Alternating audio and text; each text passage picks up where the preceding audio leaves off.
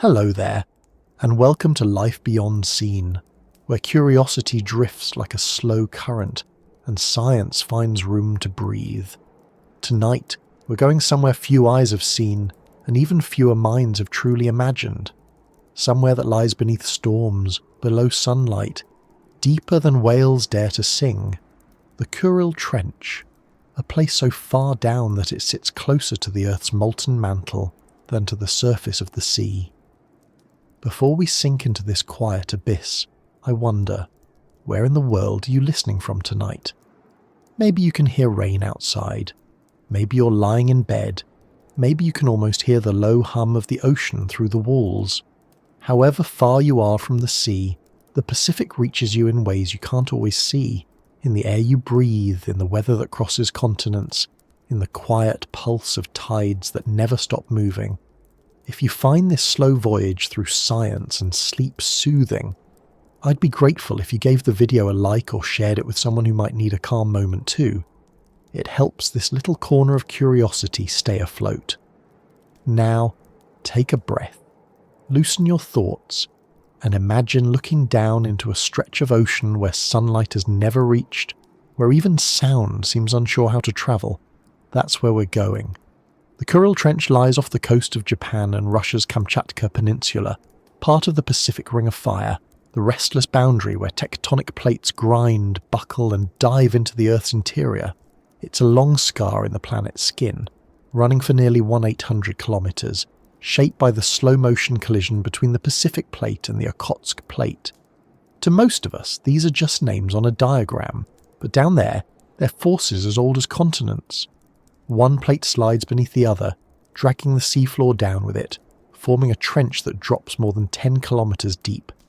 That's taller than Mount Everest flipped upside down.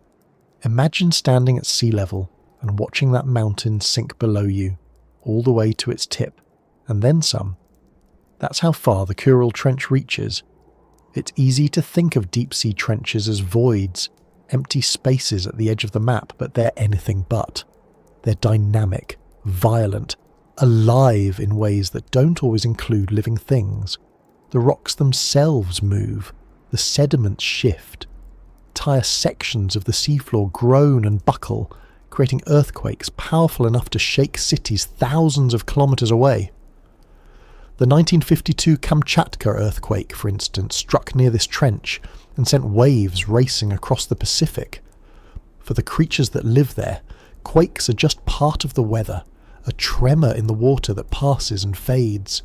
To us they're disasters, to them they're just Tuesday.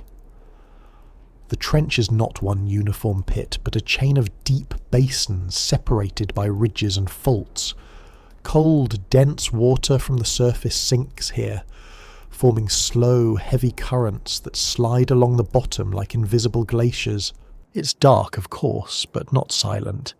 Even at these depths, microphones lowered into the Kuril Trench pick up a continuous symphony of low rumbles, distant echoes of quakes, the crackle of shifting sediment, and the faint crack of pressure building along faults. Some of those sounds are geological, some are biological, and some we still don't quite know. Humans first began to explore the trench properly in the mid-20th century, using heavy steel spheres lowered on cables, each one barely large enough for a person to sit in. These early bathyscarfs were little more than bubbles of air wrapped in steel, their windows tiny portholes of thick glass designed to resist the crushing pressure outside. At 10 kilometers down, the weight of the ocean above you is roughly 1,000 times that of the atmosphere. Every square inch of surface bears a ton of force. If a human body were exposed to that pressure unprotected, it would collapse instantly. And yet there are fish that live there, not by defying physics, but by quietly mastering it. Before we reach them, it's worth picturing what this world looks like. Light from the sun fades quickly in water, filtered and absorbed until all that remains by a few hundred meters down is a dim blue glow. Past a kilometer, even that vanishes. The Kuril Trench lies more than 10 times deeper. Down there, the darkness isn't just absence, it's substance, thick as velvet, absolute. You could shine a beam from the strongest flashlight ever built, and it would fade into blackness within meters. The water is near freezing, about 1 or 2 degrees above zero, and the pressure is so immense that even water behaves differently. It becomes slightly denser, slightly thicker. Metals creak, glass bends, electronics fail without extreme protection. Still, life persists. Not in defiance of the conditions, but because of them. Many deep-sea organisms are built not to fight their environment, but to become part of it. The fish known as the snailfish, for example, lives at depths where few others can survive. In 2022, researchers filmed one swimming near the bottom of the Kuril Trench, the deepest living fish ever recorded. It looked delicate, almost translucent, with fins like silk and skin as soft as jelly. Its body contains almost no air spaces, no swim bladder, no hollow bones. Every part of it is designed to resist collapse by avoiding anything that could be crushed. Its cells are filled with special molecules called osmolytes that prevent proteins from folding incorrectly under pressure. To the casual eye, it looks fragile. To physics, it's indestructible. Even smaller creatures thrive here in unimaginable numbers. Tiny amphipods, shrimp-like scavengers with transparent shells, scurry over the sediment like ghosts. They feed on marine snow, a constant drizzle of organic material falling from the upper ocean, bits of dead plankton, fecal pellets, fragments of jellyfish, and the occasional carcass of a larger animal that sank from the world above. Every speck is recycled. What we see as death at the surface becomes dinner in the deep. The rhythm of the abyss isn't about growth and decay in the way it is on land. It's about persistence, about making something out of almost nothing. Somewhere along the trench walls there are bacterial mats, vast pale fields of microbes feeding on chemicals that seep from cracks in the rock. These bacteria don't need sunlight or oxygen. They draw energy from reactions between water and minerals, creating food from the chemistry of stone. They form the base of a food web that stretches upward through worms, crustaceans, and finally to those ghostly fish. In the darkness, life forms its own ecosystem, complete and self-sufficient, powered not by the sun but by the Earth's own heat. Occasionally, when scientists lower remote cameras into the trench, they find strange shapes moving in the beam, long ribbon-like creatures that twist and vanish before the lens can focus, or pale discs that hover in the water like lost kites. Many of these are probably jellyfish or comb jellies, adapted to the deep, though some don't match any known species. It's easy to forget how little we've seen. The trench covers a larger area than many countries, and we've explored only tiny fragments of it, a few square meters here and there. Every descent reveals something new, sometimes a new species, sometimes a new question. There's a kind of quiet humility in realizing how much of the Earth remains unseen. We live in an age where we can send probes to other planets, map the moon in exquisite detail, and yet most of our own ocean floor is still a mystery. The Kuril Trench is one of the least accessible parts of that mystery, not because we lack curiosity, but because the cost of reaching it is immense. The pressure destroys equipment, the cold drains batteries, and the isolation means that if something breaks, there's no fixing it. Every expedition risks millions in technology and years of planning for a few hours of observation. Still, we go back. Because in that darkness lies not just the unknown, but the chance to see how life itself adapts to extremes. When we think of extreme environments, we often imagine heat, deserts, volcanoes, or space. But the abyss is its own kind of extremity, one of stillness, of weight, of silence. It challenges the idea that life needs abundance. Down here there's no sunlight, no plants, no seasons. The only constants are pressure and patience. To survive, organisms must become efficient to a level we can hardly comprehend. A deep-sea amphipod might live a decade on what a surface shrimp eats in a month. A snailfish might spawn only once a year, laying a few eggs in sheltered cracks, each one tended with more care than any coral reef nursery. The rhythms are slow, deliberate, unhurried. The abyss rewards persistence, not speed. The geology beneath them is anything but calm. Where the Pacific plate slides under the Okhotsk plate, magma wells up, melting rock and releasing plumes of heat. Sometimes, hydrothermal vents form even in these deep trenches, releasing superheated fluids rich in minerals. Around these vents, new forms of life appear, bacteria that feed on sulfur and methane, worms with blood-red plumes, tiny crustaceans clinging to the edges of the vents. The chemistry of these places is toxic by human standards, yet perfectly suited for those who evolved to breathe chemistry instead of air. It's strange to think that the bottom of this trench, a place we can barely visit, might resemble the early Earth more closely than anywhere on the surface today. Billions of years ago, before there was oxygen, before there were continents, life might have begun in environments like this, dark, hot, chemical, fed by the deep rather than the sun. Each time we send instruments into the Kuril Trench, we're not just exploring geography. We're looking backward in time, toward the possible origin of life itself. If you could stand, though you couldn't really stand, on the floor of the trench and look up, you'd see nothing but darkness. The idea of up would barely make sense. The water column above you would stretch for miles, a vertical ocean of weight and distance.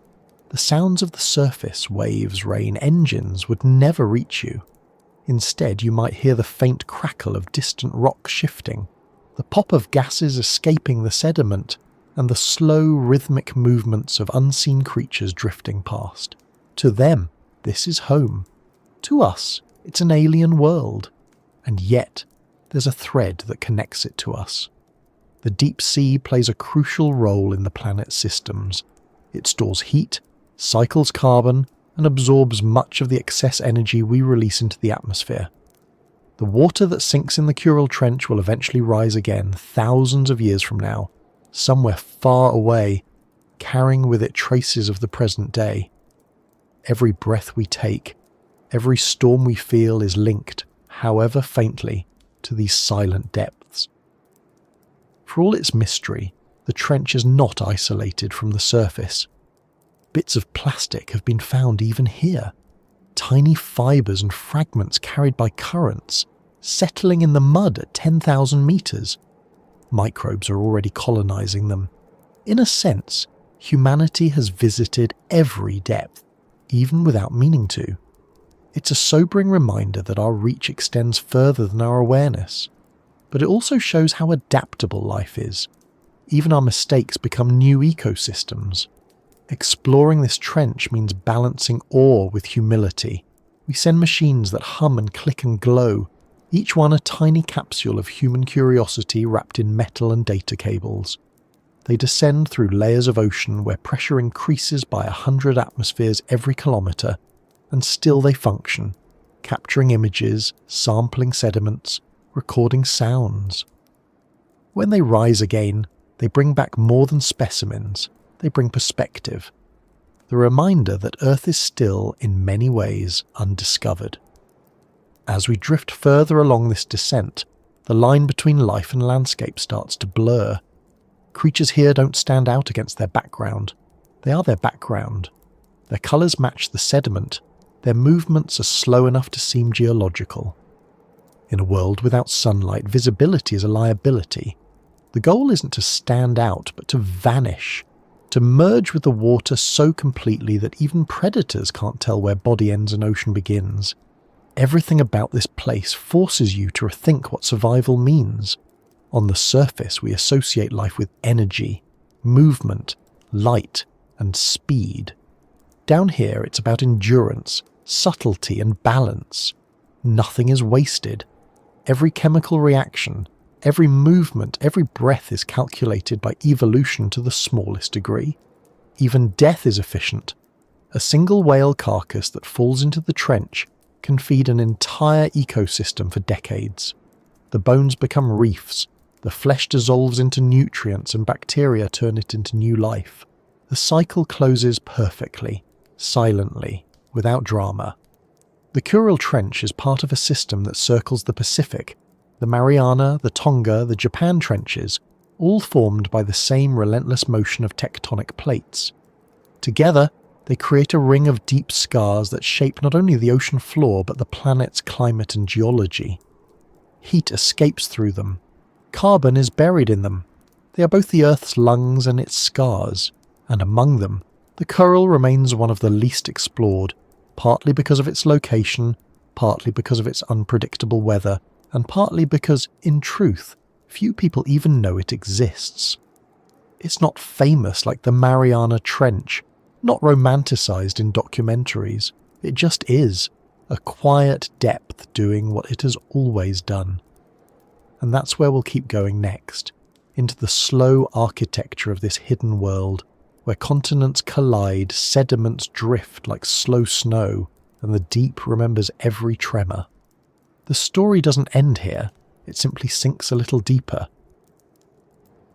When you think of the ocean, it's easy to imagine an endless blue plain stretching outward in all directions, a liquid desert with only surface waves and open water to define it. But the sea, especially the Pacific, isn't flat. It's an enormous, restless landscape, more varied and complex than the continents themselves. Beneath the surface lies a geography of impossible scale, a world of ridges, canyons, mountains taller than Everest, and valleys deeper than any we've ever walked. The Kuril Trench is part of that landscape, a single feature in a vast interconnected web of geological structures that shape the movement of oceans and the fate of continents. When we talk about the trench, we're really talking about the edge of the planet's living architecture. If you could drain the Pacific, the sight would be astonishing. Instead of smooth seabeds, you'd see towering mountain chains called mid-ocean ridges running like the spine of the Earth. You'd see deep scars where plates collide, and fields of volcanic cones that dot the ocean floor like constellations turned upside down. The Kuril Trench would appear as one of the darkest lines in this submerged map, a shadow curving northeast from Japan to Kamchatka, marking the border where one great slab of the planet's crust slides beneath another. It's here that the surface of the Earth folds back into itself. The process that creates trenches is called subduction. It's a slow, relentless movement that's been going on for billions of years, driven by the heat of the planet's interior. Beneath us, convection currents move through the mantle, like the slow boiling of stone. Hot rock rises, cools and sinks again, dragging entire continents along for the ride. Where two plates meet, one usually dives beneath the other, pulled downward by its own density. That's what happens at the Kuril Trench. The Pacific plate, heavy with ancient basalt and sediment, sinks under the lighter Okhotsk plate. As it descends, it drags down the edge of the seafloor, carving a trench that deepens as the plate moves. The angle of descent determines the trench's shape, steep here, shallower there, and controls everything from the types of earthquakes that occur to the kinds of volcanoes that form nearby. This motion is almost invisible to us, unfolding at a rate of only a few centimetres per year, about as fast as your fingernails grow. But over millions of years, that gentle crawl moves oceans and raises mountains. The Kuril Trench, as quiet as it seems, is one of the most active geological borders on Earth. Every few decades, it releases massive earthquakes, reminders that the planet's crust isn't a solid shell but a living, shifting skin. In a way, the trench breathes. It takes in old seafloor and exhales new land in the form of volcanic arcs. The Kuril Islands, strung like pearls above the trench, are the visible result of this invisible motion. Each island is the tip of a volcano built from the material that once lay far below the ocean floor. The architecture of this region isn't simple. It's a tangle of faults, ridges, and basins stacked like layers of a crumpled sheet. Imagine a line where two worlds meet, one descending, one resisting, and the immense pressure between them forcing rock to twist, fold, and fracture. The result is a structure that extends not just downward but sideways, a labyrinth of valleys and uplifts stretching for hundreds of kilometres. Sonar mapping has revealed steep walls lined with landslides, terraces carved by sediment flows, and ridges rising from the darkness like the remains of a drowned mountain range. Each one tells a story of collapse and renewal. The seafloor here is not static. Sediment from the continents flows into the trench through submarine canyons, carried by gravity and ocean currents. Sometimes these sediments slide down in vast avalanches called turbidity currents, rivers of mud and debris that race through the darkness faster than a jetliner, scouring the trench walls and reshaping the floor. These currents can be triggered by earthquakes or volcanic eruptions, and they carry with them everything from microscopic plankton shells to boulders the size of houses. When they finally settle, they leave behind layered deposits that scientists can read like tree rings. Each layer is a record of the ocean's history, a snapshot of what was happening above when it fell. The trench isn't just a geological sink, it's also a conveyor belt, a place where matter disappears from the surface world and re-enters the planet's interior. As the Pacific plate sinks, it carries with it sediments rich in carbon, calcium, and organic material, remnants of life that once floated near the surface. Deep within the mantle, these materials are transformed, melted, and eventually rise again through volcanic eruptions. It's a cycle that links the deep sea to the sky. The carbon released by volcanoes today might once have been a shell drifting through the water millions of years ago. Every breath of volcanic gas is, in a sense, the exhalation of ancient plankton. When we think of architecture, we think of design, purpose, intention. But the Earth's architecture isn't built to plan. It emerges from pressure and time, and yet there's an elegance to it, a balance between destruction and creation that sustains the planet's long-term stability. The Kuril Trench is one of the key places where that balance plays out.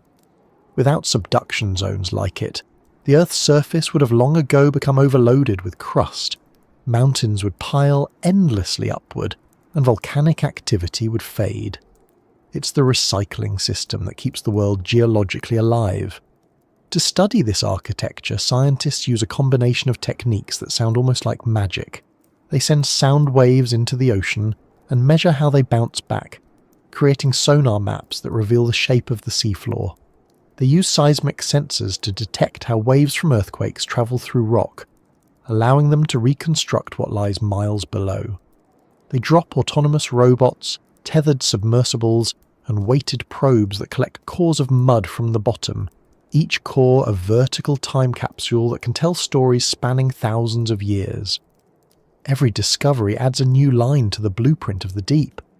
One of the most remarkable things about the Kuril Trench's structure is how it changes with depth. Near the surface, the walls are steep and fractured, scarred by landslides. Farther down, the slopes become smoother, covered by fine sediments that have drifted down over millennia. At the very bottom lies the Hadal zone, named after Hades, the Greek underworld. It's a narrow world, existing only in deep trenches, where pressure exceeds 1,000 atmospheres.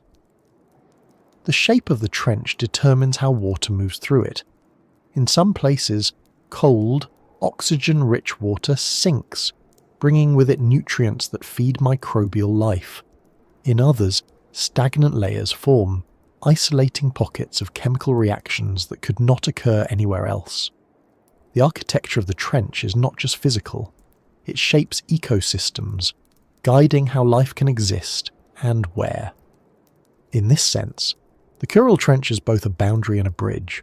It divides tectonic plates but connects biological and geological cycles. The same forces that trigger earthquakes also feed the microorganisms that thrive on chemical energy. The same sediments that slide into darkness carry the building blocks of life.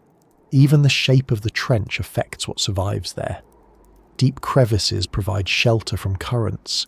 Smoother slopes allow nutrients to settle. If the trench were even slightly different in angle or depth, the species that live there might not exist at all. Evolution, it seems, designs itself around geology. One of the most fascinating features along the trench is what scientists call the outer rise, a bulge in the seafloor that forms just before the plate bends downward into the subduction zone. It's here that the oceanic crust begins to crack under tension, releasing small earthquakes long before the plate finally dives. These cracks become conduits for fluids, water forced down through fractures, reacting with minerals and carrying dissolved elements back up. This process alters the chemistry of the crust, creating zones rich in serpentine and other unusual rocks. For biologists, these cracks are highways of life, feeding energy into the deep through chemical gradients. For geologists, they're the first step in recycling the planet. The Kuril Trench also plays a quiet role in regulating global climate. By dragging sediments and carbon into the mantle, it acts as a long-term sink for greenhouse gases. It's a process that unfolds over millions of years, invisible on human timescales, but essential for maintaining the balance of the atmosphere. Without it, the planet might swing between extremes of heat and cold, its climate far less stable than the one we know. In this way, the trench, unseen and silent, helps keep the world habitable. It's strange to think that the stability of the air above our heads depends on the slow drowning of seafloor thousands of kilometers away. Some of the most haunting discoveries about this architecture come from sound rather than sight. When hydrophones were placed along the trench, they recorded a constant background hum, low-frequency vibrations caused by the movement of water and rock. Occasionally there are sharper bursts, the echoes of distant quakes or submarine landslides, but sometimes, amid the geological noise, there are sounds that don't quite fit. Rhythmic pulses, repeating clicks, long, drawn-out moans that seem organic but don't match any known species. Scientists are cautious about assigning meaning to them, but it's hard not to wonder. The architecture of the trench may shape not only the flow of water, but the very language of the deep. There's another kind of architecture hidden here too, the human one. Along the trench, arrays of cables and instruments stretch across the seafloor, part of international efforts to monitor earthquakes and tsunamis. Some of these sensors have been in place for decades, transmitting data through fibre optic lines buried in mud. They form a network of artificial nerves, listening for the planet's heartbeat. When a quake strikes, the signals travel faster than the waves themselves, allowing warnings to reach coastal cities in time to save lives. In that sense, our technology has joined the architecture of the trench, a small but vital part of its living system. It's humbling to realise that what we call the deep sea's architecture is also a record of time. Each layer of sediment, each fold in the rock, each ridge and fracture tells a story that stretches back millions of years. It's not just space that defines this place, it's history written in pressure and depth. The Kuril Trench is older than civilization, older than the species listening to this story, yet it's not a relic. It's still moving, still changing, still sculpting the future shape of the Pacific. If you could speed up time and watch this region evolve over eons, it would look alive. Mountains would rise and crumble, islands would appear and vanish, volcanoes would ignite along invisible lines. The trench would deepen and shift, consuming ocean floor and creating new crust elsewhere. What seems eternal in the moment is always temporary in the scale of the Earth. Even the deepest abyss is just one phase in a long cycle of renewal. The architecture of the sea isn't built to last forever, it's built to change. And through that slow, unending change, life continues to adapt. Microbes evolve to feed on new minerals exposed by fresh fractures. Fish move deeper or shallower depending on the slope. Even the chemical composition of the water shifts as rocks dissolve and react. It's a constant conversation between geology and biology, each shaping the other. The Kuril Trench isn't just a structure, it's a living dialogue between rock, water and life. As we keep descending through this hidden architecture, the details grow finer, the patterns more intricate. The trench narrows, pressure mounts, and the familiar rules of the ocean give way to something stranger. The environment becomes less about gravity and more about chemistry, less about currents and more about gradients. The sea's architecture transitions from the physical to the biological, from rock to tissue, from the skeleton of the planet to the bodies that inhabit it. The deeper we go, the more the line between architecture and organism dissolves. Tube worms build chimneys of minerals that resemble cathedrals.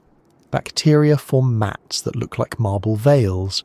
Even the smallest crustaceans carve burrows and tunnels into the sediment, shaping micro-landscapes that last for centuries.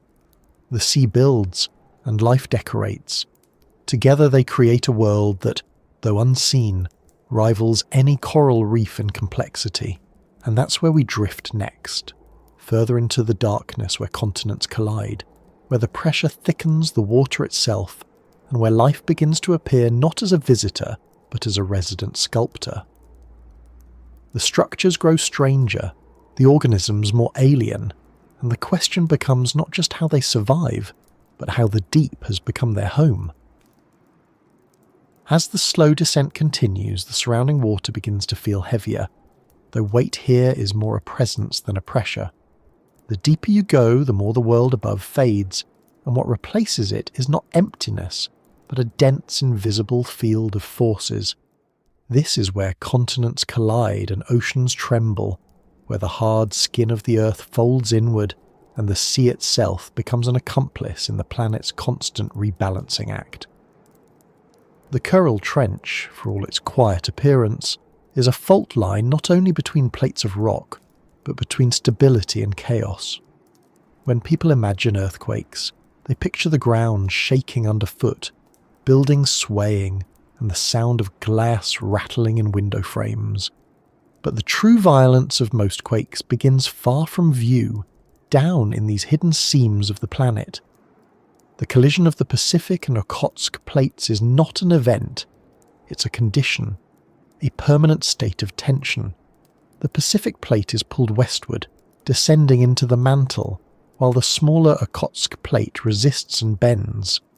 Over centuries, the strain builds invisibly until it overcomes friction, releasing a burst of energy that moves through rock like a shock wave through steel. Up above, the ocean responds, lifting and dropping in enormous sheets of water that can travel across the entire Pacific basin. Every tremor that starts here reshapes the world in ways both immediate and slow. The 1952 Kamchatka earthquake, for instance, registered as one of the largest ever recorded with a magnitude of 9.0. The seafloor rose and fell by meters in seconds, displacing billions of tons of water and sending tsunamis toward Alaska, Hawaii, and even Chile. The energy released in that single event was equivalent to several thousand atomic bombs. Yet when it happened, the surface gave no warning. The water merely swelled, hesitated, and then began to move. To the life in the trench, it was another pulse in an endless rhythm. To humans, it was a reminder that the solid ground we trust is never truly still. These collisions between plates are part of what's called the subduction cycle. As one plate sinks, it drags down sediments, water, and minerals from the ocean floor. When these materials reach depths of around 100 kilometers, the heat and pressure squeeze the water out of the rocks. That released fluid rises into the overlying mantle, lowering its melting point and triggering the formation of magma. That magma, lighter than the surrounding rock, begins to ascend, sometimes feeding volcanic arcs like the Kuril Islands or Japan itself. So, when continents collide, they don't just create earthquakes, they give birth to volcanoes.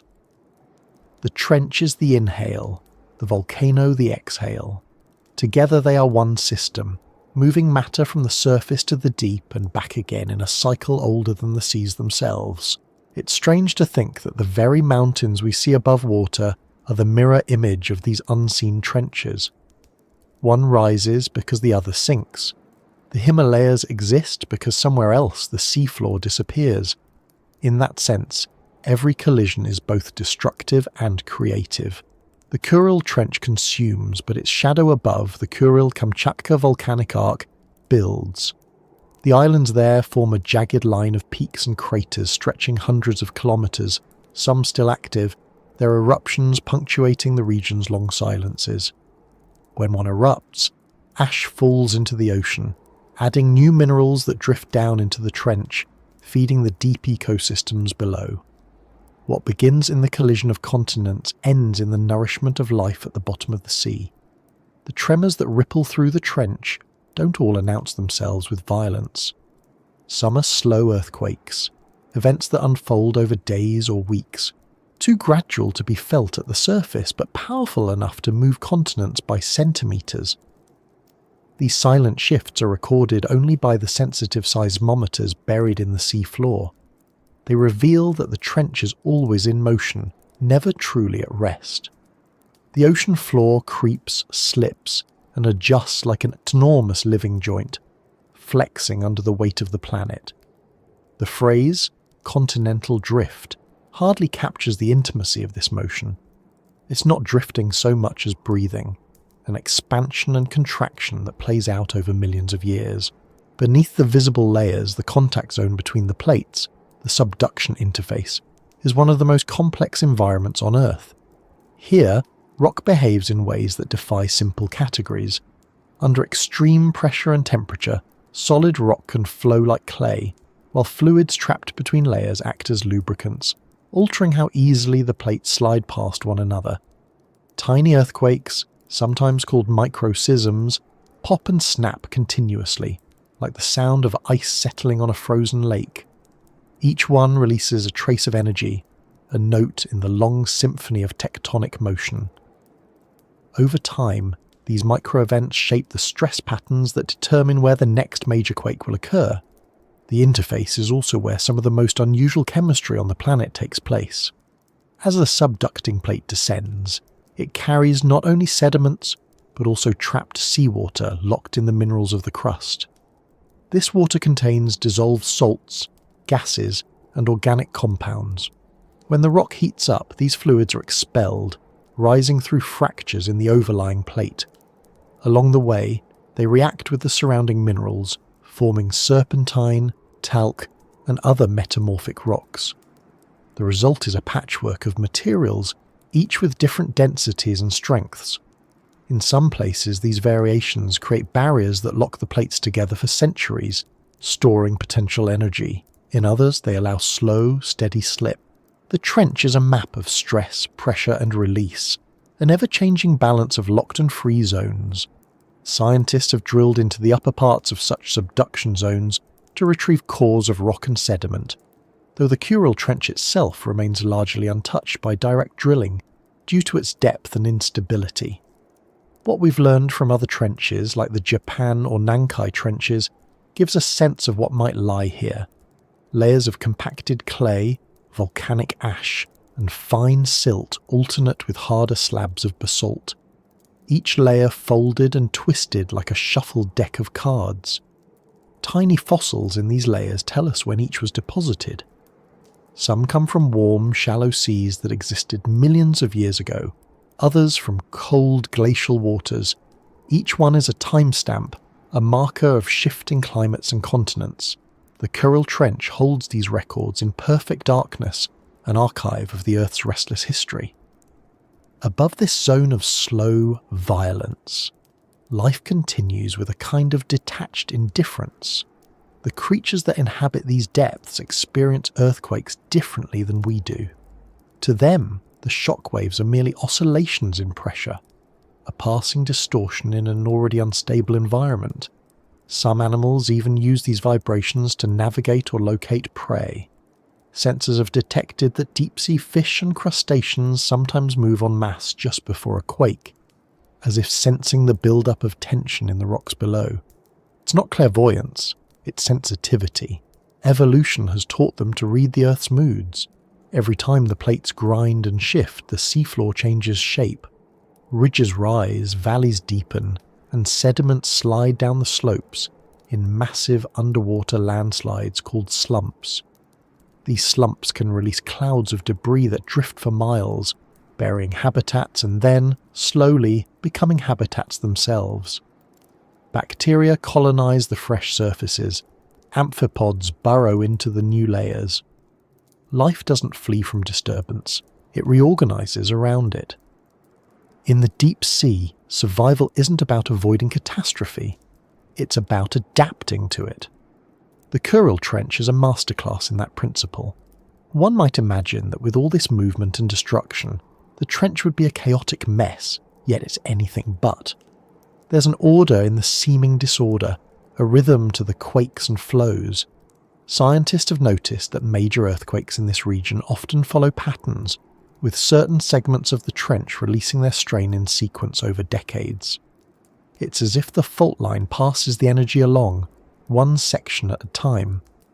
This sequence, called a seismic cascade, has been traced along the Kuril-Kamchatka arc for more than a century. It doesn't make prediction possible, not yet, but it hints that the Earth too operates in cycles. Even the quiet periods between quakes are full of movement. The subducting plate, as it descends, scrapes against the overlying crust, creating small folds and ridges that ripple outward. These ripples shape how sediments settle, guiding deep currents and influencing where nutrients collect. It's a subtle but crucial link. The movement of continents controls the flow of microscopic life.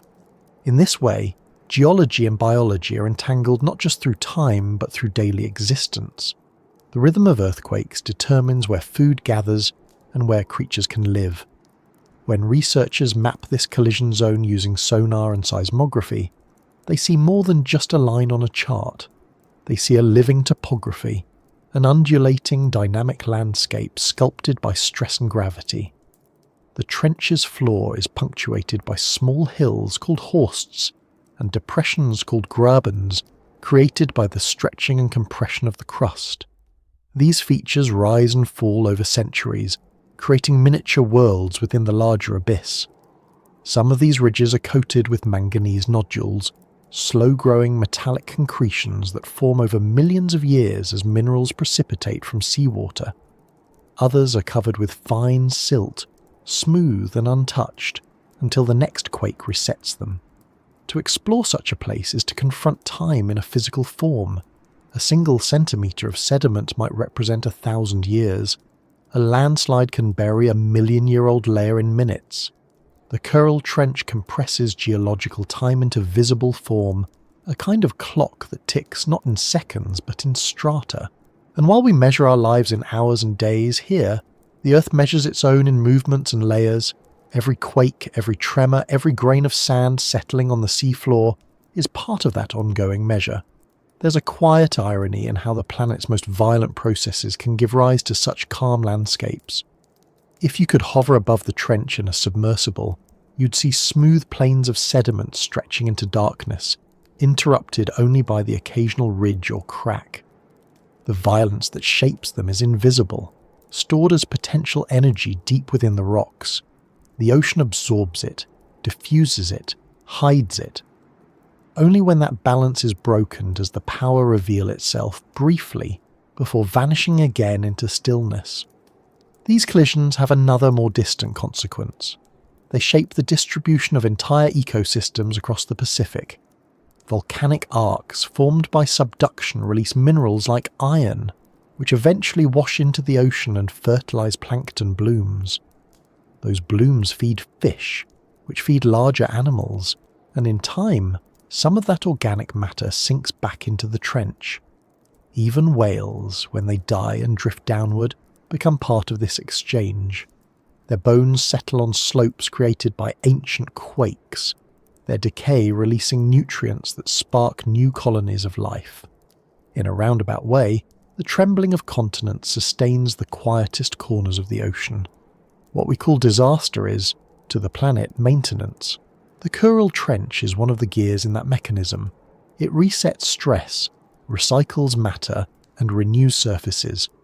Without such collisions, the Earth would stagnate, its interior heat trapped, its atmosphere unbalanced, its crust unchanging.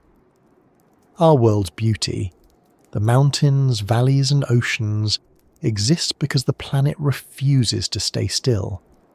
The trembling of the Kuril Trench is not a flaw. It's the heartbeat of the Earth itself. The human presence in this story is faint but growing. Instruments now line parts of the trench, listening for shifts in pressure, measuring ground motion, and tracking the slow warping of the seafloor. Satellites above register tiny displacements in the land after each quake, mere millimeters of movement that reveal where strain is building next. This network of observation is our way of eavesdropping on the conversation between continents. The more we listen, the clearer the rhythm becomes, though it remains a language we don't yet fully understand. Even so, the lessons are tangible. Understanding how and where the Earth trembles has saved lives, improved building designs, and deepened our sense of connection to the forces that built the world. The Kuril Trench reminds us that the planet is not a stage set for our comfort, but a dynamic system that continues to evolve. We live atop moving plates, above shifting trenches, beside restless arcs of fire. And yet, despite that fragility, life thrives. Perhaps it thrives because of it. As we drift deeper into this borderland between plates, the pressure increases, the temperature drops, and the water grows stiller. The light from our instruments fades into a haze of particles drifting like dust in a dark room. Somewhere below, the two plates continue their slow collision, shaping the future in silence. This is not an ending or a beginning. It's just another moment in the long conversation between ocean and continent, between motion and rest. The trembling continues, and within that motion, life endures. And further below that trembling skin, deeper still, lies a region so silent it borders on otherworldly, a place where sunlight has never existed, where chemistry replaces photosynthesis, and where the very idea of life must be redefined. That is where we're going next, into the depths where light fades, pressure rises, and silence deepens. As the descent continues, the faintest traces of daylight begin to vanish, absorbed by the ocean itself. What was once blue becomes a darker blue, then navy, then the colour of old ink, until even that disappears. The human eye is built for sunlight, for reflection and contrast, but down here there is no reflection and almost no contrast. Shapes fade into gradients, edges blur, and before long the concept of seeing starts to lose meaning. In the upper ocean, light defines life. In the abyss, its absence does. The Kuril Trench lies within that absolute absence, a world ruled not by sight but by touch, vibration, and chemistry. It takes less than 1,000 meters for the last photons from the sun to disappear completely.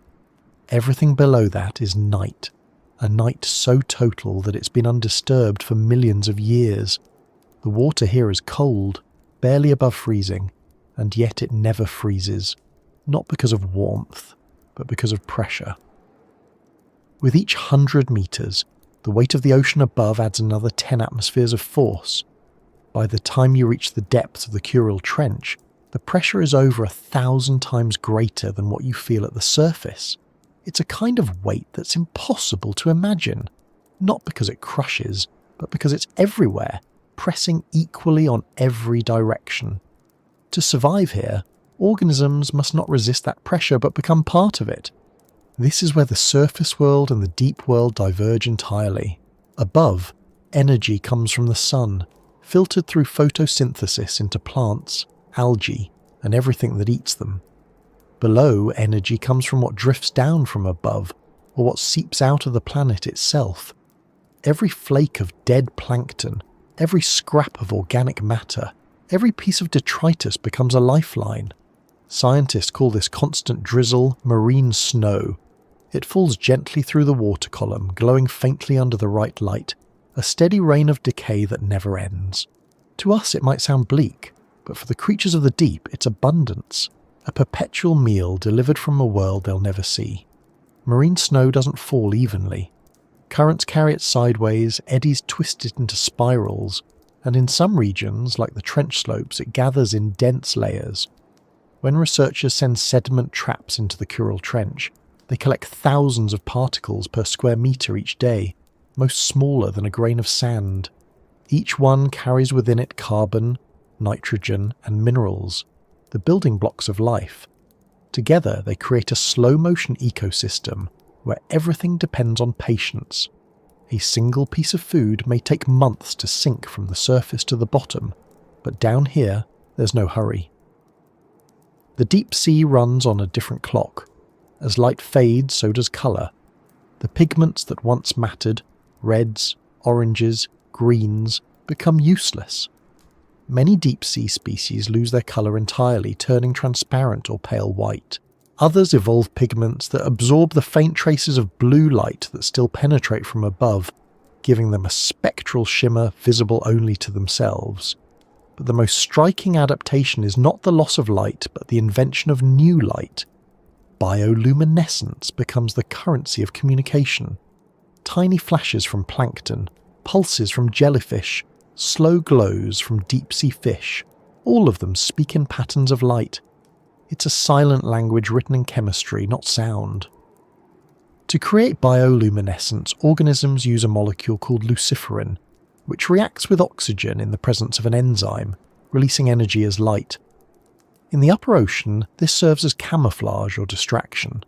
In the abyss, it's more than that. It's the only visible form of existence. Imagine being in a place where the only illumination comes from living things. Each flash and glow is a heartbeat, a signal that says, "I am here." Some use it to attract mates, others use it to lure prey. Still others, like certain squid and crustaceans, use it defensively, releasing clouds of light the way surface animals release ink. The darkness isn't empty. It's filled with these brief, flickering lives. But in the Kuril Trench, bioluminescence becomes rarer the deeper you go.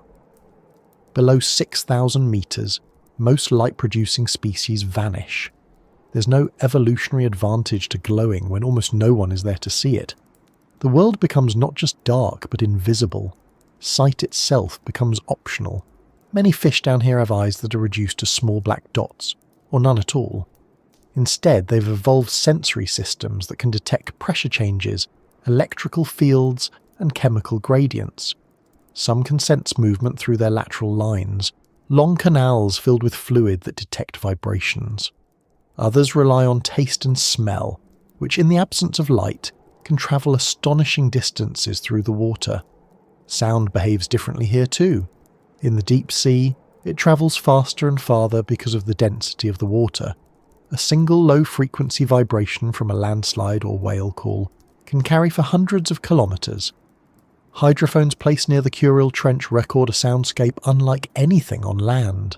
There's the constant hiss of distant currents, the faint crackle of microbubbles collapsing, and every so often the deep rumble of the earth shifting beneath. Then there are sounds that defy easy classification: pulses, knocks, tones, some from known species, others from something else entirely.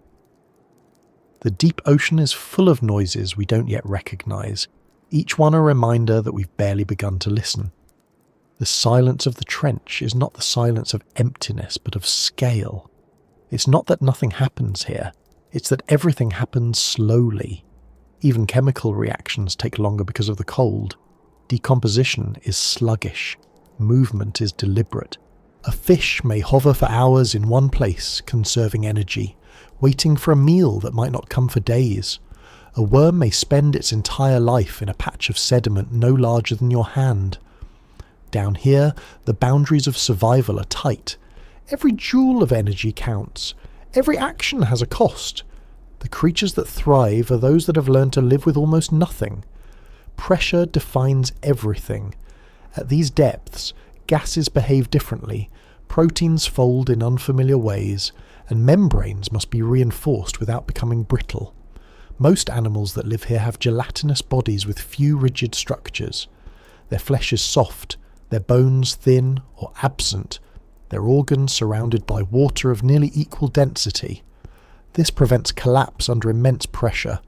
Inside their cells, specialised molecules, piezolates, protect vital enzymes from being distorted. Without these chemical adaptations, life would simply disintegrate. What's remarkable is how normal this all becomes at the right scale. For the snailfish gliding just above the trench floor, this crushing weight isn't a burden. It's home. If a human-made submersible were to descend into the Kuril Trench, its structure would creak continuously as it adjusted to the pressure. The hull would compress by several centimetres, and every piece of metal would be under constant strain. Communication with the surface would lag. Light from the vessel's lamps would scatter into a mist of particles, and visibility would shrink to only a few metres. The outside temperature would hover around 2 degrees Celsius, while the water's density would make movement feel sluggish, almost syrupy. Even the simplest manoeuvre, turning, rising, adjusting position, would require power and precision. Down here, the ocean doesn't forgive errors. Yet amid this mechanical fragility, life continues effortlessly. Amphipods drift through the water like tiny ghosts, their translucent bodies pulsing with faint movements.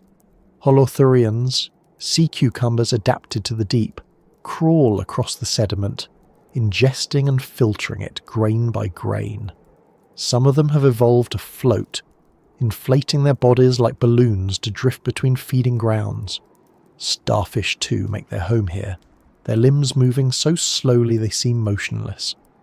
At this depth, every organism has adapted not to speed or competition, but to endurance. Survival is less about outpacing others and more about lasting long enough to reproduce once. What's fascinating is that many of these creatures are found only in deep trenches. Scientists call them huddle endemics, species that evolved specifically for this environment and nowhere else.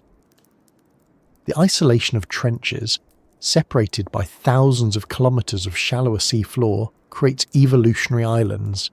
Each trench becomes a world with its own unique residents. In the Kuril Trench, researchers have identified snailfish species, amphipods, and worms that exist nowhere else on Earth. Their DNA shows how evolution adapts in parallel to the same pressures in different corners of the ocean, an echo of survival repeated in darkness. Even microbes play their part in this architecture of endurance. Samples of sediment from the trench reveal vast communities of bacteria and archaea that feed on compounds like methane, ammonia, and hydrogen sulfide. These microbes form the foundation of life here, converting chemical energy into organic matter that sustains higher organisms. Some of them live inside rocks, others form mats on the seafloor. Many remain dormant for years, waiting for a rare influx of nutrients, perhaps a dead fish, perhaps the remains of a whale drifting down from the light. When that happens, the entire ecosystem awakens. Amphipods gather, bacteria multiply, worms appear from the sediment. In days, the carcass is stripped clean, its nutrients reabsorbed into the slow metabolism of the deep. The trench walls themselves are habitats, where cracks open, small colonies of life gather around mineral-rich seeps. These aren't the dramatic hydrothermal vents found in mid-ocean ridges, but quieter, colder flows of fluid that seep from the rock. They carry dissolved methane and sulfides that feed specialised microbes. Those microbes, in turn, attract small crustaceans and worms, forming miniature oases in the desert of the deep. It's easy to think of the trench floor as flat and featureless, but in reality it's patchy, a mosaic of activity surrounded by vast calm. Life here is concentrated in pockets, each one a flicker of vitality amid the stillness. If you were to hover near one of these seeps and watch closely, you'd see interactions that seem almost choreographed. An amphipod scuttles in, disturbed by a slow-moving worm. A cluster of translucent shrimp pulses in the current, their antennae sweeping for particles.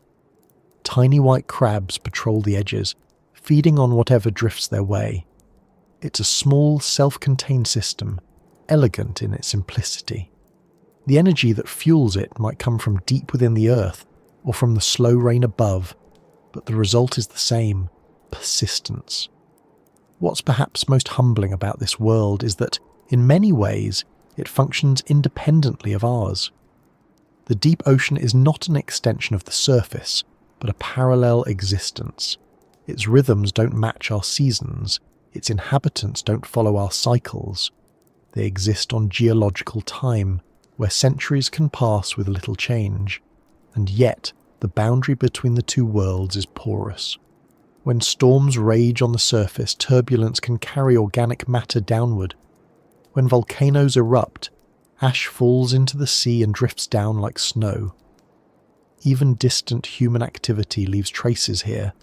Tiny plastic fibres, chemical residues, microscopic metal particles. The abyss is far, but it's not separate. Silence in this environment is not the absence of sound, but the absence of interruption. Everything that happens here is part of a continuum. The slow settling of particles, the faint current against the trench wall, the almost imperceptible stirring of a fish's fins, all merge into a kind of constant, low-frequency hum. When humans listen to recordings from the deep, they often describe the sound as soothing, almost hypnotic. It's as if the ocean itself is breathing. To understand the abyss is to confront how limited our senses are. We rely on light and air to navigate our world, but in this realm, neither applies. Machines help us translate it. Cameras, sensors, hydrophones. But even they capture only fragments. The rest must be imagined, pieced together from data, inference, and the faint traces left on instruments. It's an odd partnership between knowledge and wonder. We can measure temperature to the 1,000th of a degree, yet we still don't know what many of these animals look like alive. The deeper we go, the more precise our instruments become, and the less certain our understanding feels. Pressure, darkness, silence. These are not just conditions here, they are constants, woven into every molecule of life. The trench is not a place of despair or danger. It's a demonstration of balance, of what happens when organisms evolve not to fight the environment, but to harmonize with it completely. Each species, from the smallest microbe to the largest snailfish, is a note in that harmony. And together, they compose a world that exists in perfect quiet, far from the noise of waves and wind. If you linger in that thought long enough, the boundary between observer and environment starts to dissolve. The stillness seeps in, the weight settles around you, and the concept of time stretches thin. You realize that the deep sea doesn't rush, doesn't hurry, doesn't even flow in the way rivers do.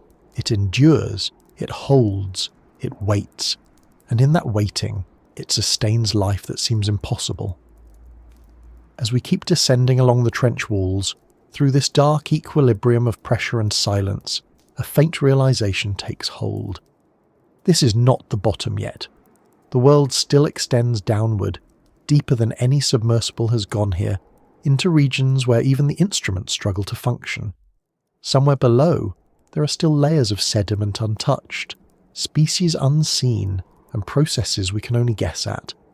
The pressure continues to rise, the light continues to fade, and the silence somehow grows deeper still. And just below that threshold, in places where even the strongest light can't reach, and only the faint hum of the earth remains, life begins to transform into something stranger, something that doesn't resemble what we think of as familiar at all. That's where we're heading next, into the world without sunlight, where existence is written not in colour or warmth, but in chemistry and persistence. The point where light ceases to exist marks more than a boundary between brightness and darkness. It's the edge of everything familiar, the point where the ocean becomes self-contained, where energy no longer comes from above but from within. Here begins the world without sunlight, a realm that has never seen morning or evening, a place where time moves not by the rising of the sun, but by the slow drift of particles and the quiet rearrangement of molecules. The Kuril Trench lies deep inside this perpetual night, and to enter it is to witness how life can find a way when light itself has long been forgotten. When scientists speak of life, they almost always begin with the sun.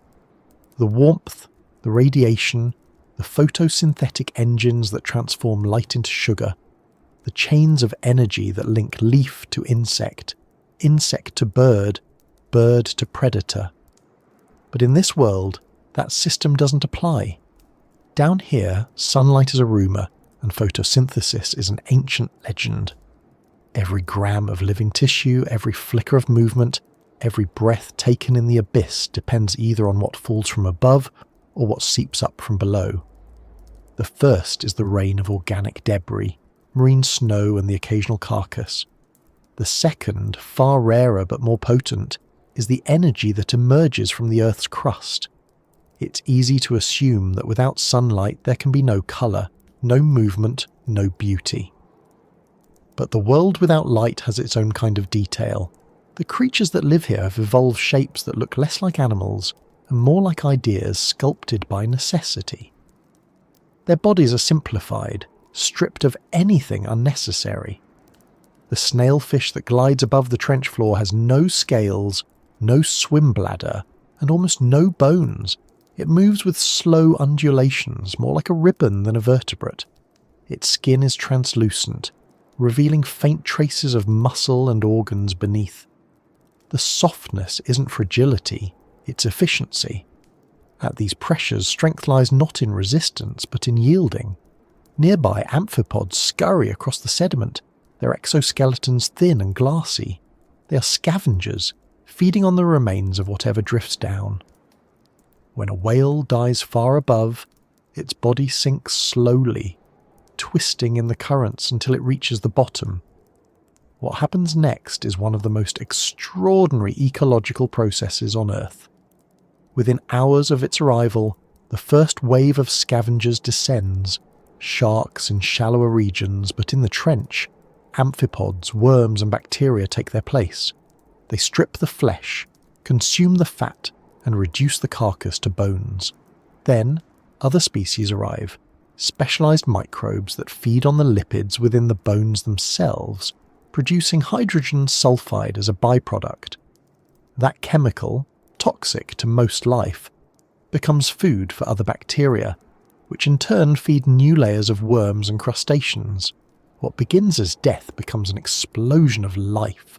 A whalefall can support a community for decades. Such communities are rare, but they reveal the rule that governs this world. Nothing is wasted. Every molecule of carbon, every fragment of protein, every atom of nitrogen is recycled again and again. The absence of sunlight doesn't mean the absence of energy, it means energy is more precious. The food web here is compact, efficient, and deeply interconnected. A single gram of sediment may contain millions of microorganisms, each one breaking down complex molecules into simpler ones, feeding others in turn. There is no surplus, no luxury, no waste. The world above burns through energy like a wildfire. The world below spends it like a miser counting coins. This efficiency extends to the way organisms reproduce and grow. Many deep-sea species mature slowly, sometimes taking years to reach adulthood. Some reproduce only once, releasing small numbers of well-developed offspring that have a higher chance of survival. Others clone themselves, budding off identical copies when conditions are favourable. Because food is unpredictable, their strategies must be flexible. If a sudden influx of nutrients arrives, a dead squid, a cascade of organic matter, they multiply quickly. When scarcity returns, they retreat into dormancy, conserving every possible resource. Life here is less about progress than persistence. Temperature plays a quiet role in this equilibrium. The water at the bottom of the Kuril Trench is a uniform 1 to 2 degrees Celsius. It never changes, not in summer or winter, not over centuries. This stability might sound comforting, but it also limits metabolism. Chemical reactions slow down, movement becomes costly, and growth nearly stops. Yet for some species, that slowness is an advantage. It reduces the need for energy, allowing them to survive for astonishing lengths of time. Some deep-sea clams and sponges are thought to live for hundreds, perhaps thousands of years. Their existence is measured not in seasons, but in eras. The absence of sunlight has turned time itself into a luxury. The trench floor is a landscape sculpted by motion, yet appearing still. Fine sediment blankets everything, settled from millennia of slow rain. In some areas it forms ripples shaped by faint bottom currents. In others, it lies flat and unbroken, smooth as powdered glass. Small hills mark places where debris has fallen from the trench walls, and cracks reveal streaks of darker material where fluids seep upward. When robotic cameras glide over these plains, they capture what looks like stillness, but it's deceptive. Bacteria are active within the sediment, processing chemicals, exhaling gases, and forming invisible mats just below the surface. If you could magnify the view 1,000-fold, you'd see movement everywhere. Microscopic organisms wriggling through tiny grains of sand, threads of fungi-like bacteria reaching towards sources of nutrients, cells dividing quietly in the dark. The world without sunlight is far from dead. It's simply running on a slower rhythm.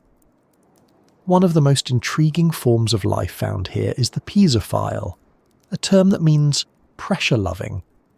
These are microorganisms specifically adapted to high-pressure environments. Their enzymes, cell membranes, and genetic structures function best at pressures that would crush most life. Some piezophiles can't survive if brought to the surface. They literally fall apart in low pressure. Their biology is tuned to the deep, a testament to how adaptable life can be. Studying them has led to unexpected insights into biochemistry. Enzymes from these microbes have proven valuable in research and biotechnology, helping scientists understand how molecules behave under extreme conditions.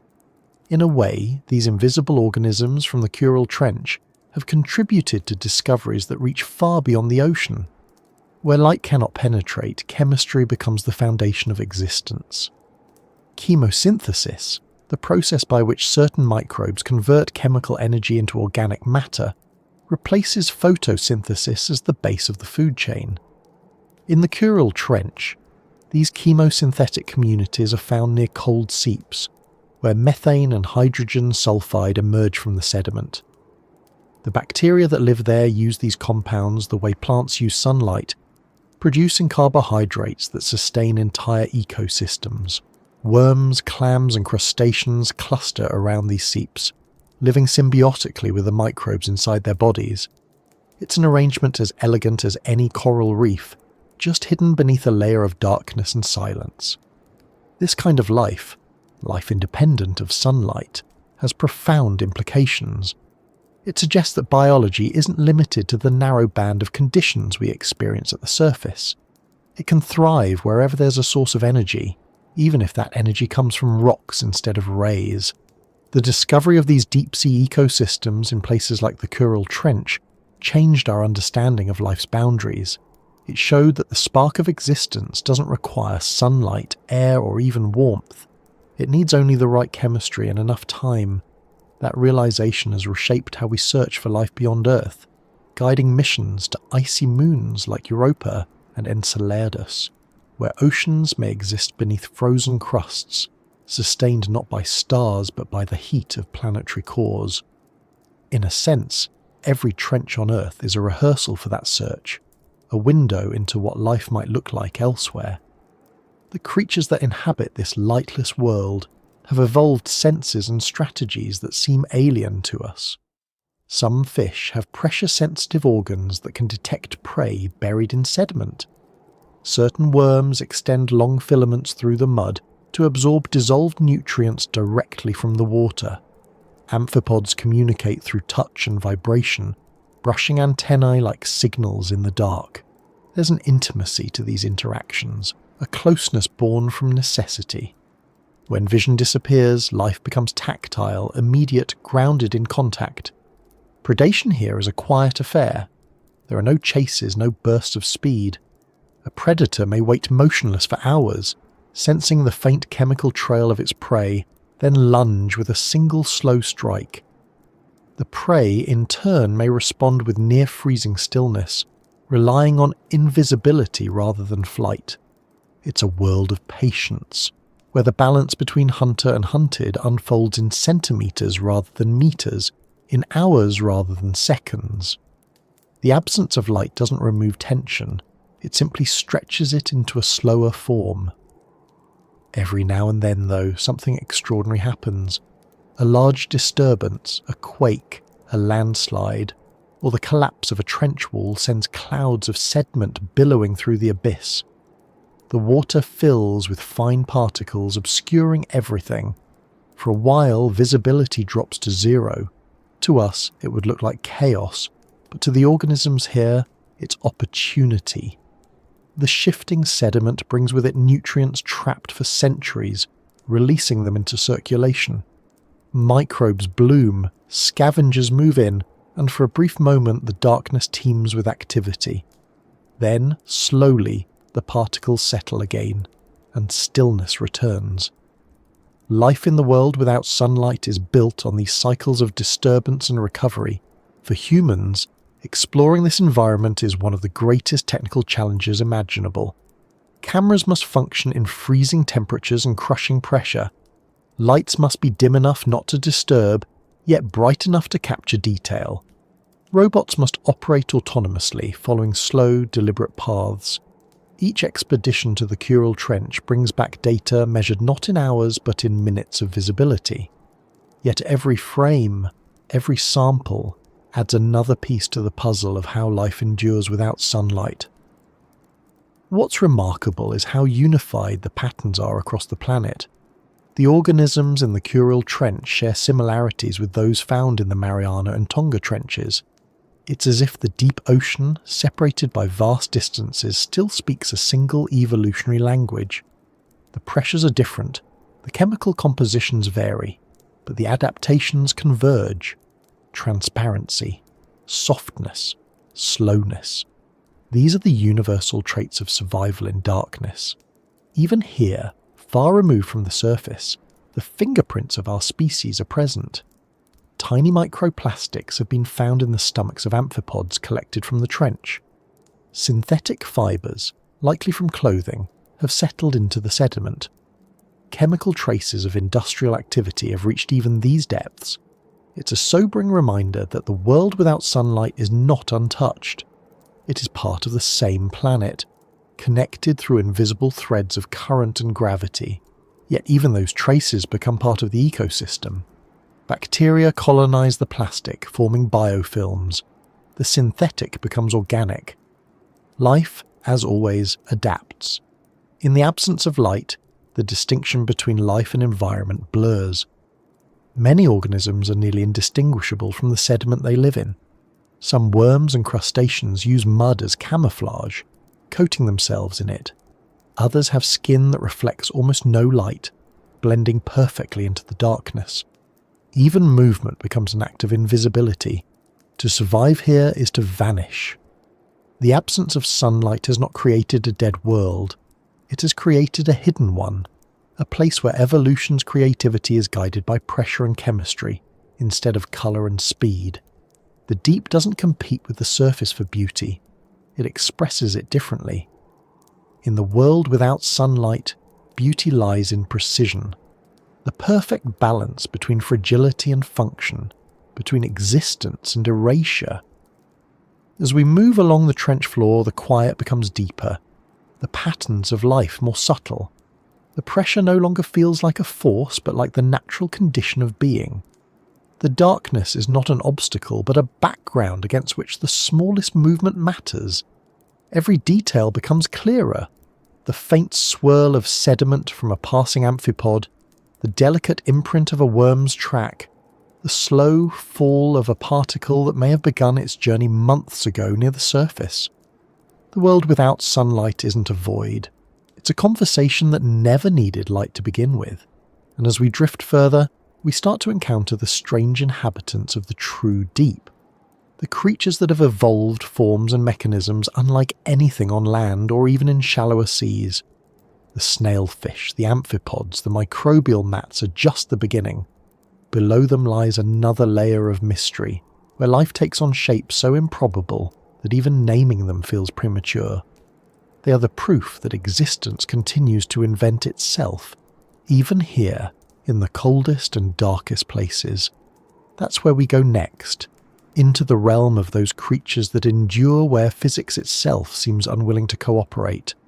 a place where biology bends its own rules to keep moving forward, where life in its simplest forms becomes life at its most astonishing. When life sinks below the threshold where light no longer matters, the rules begin to change.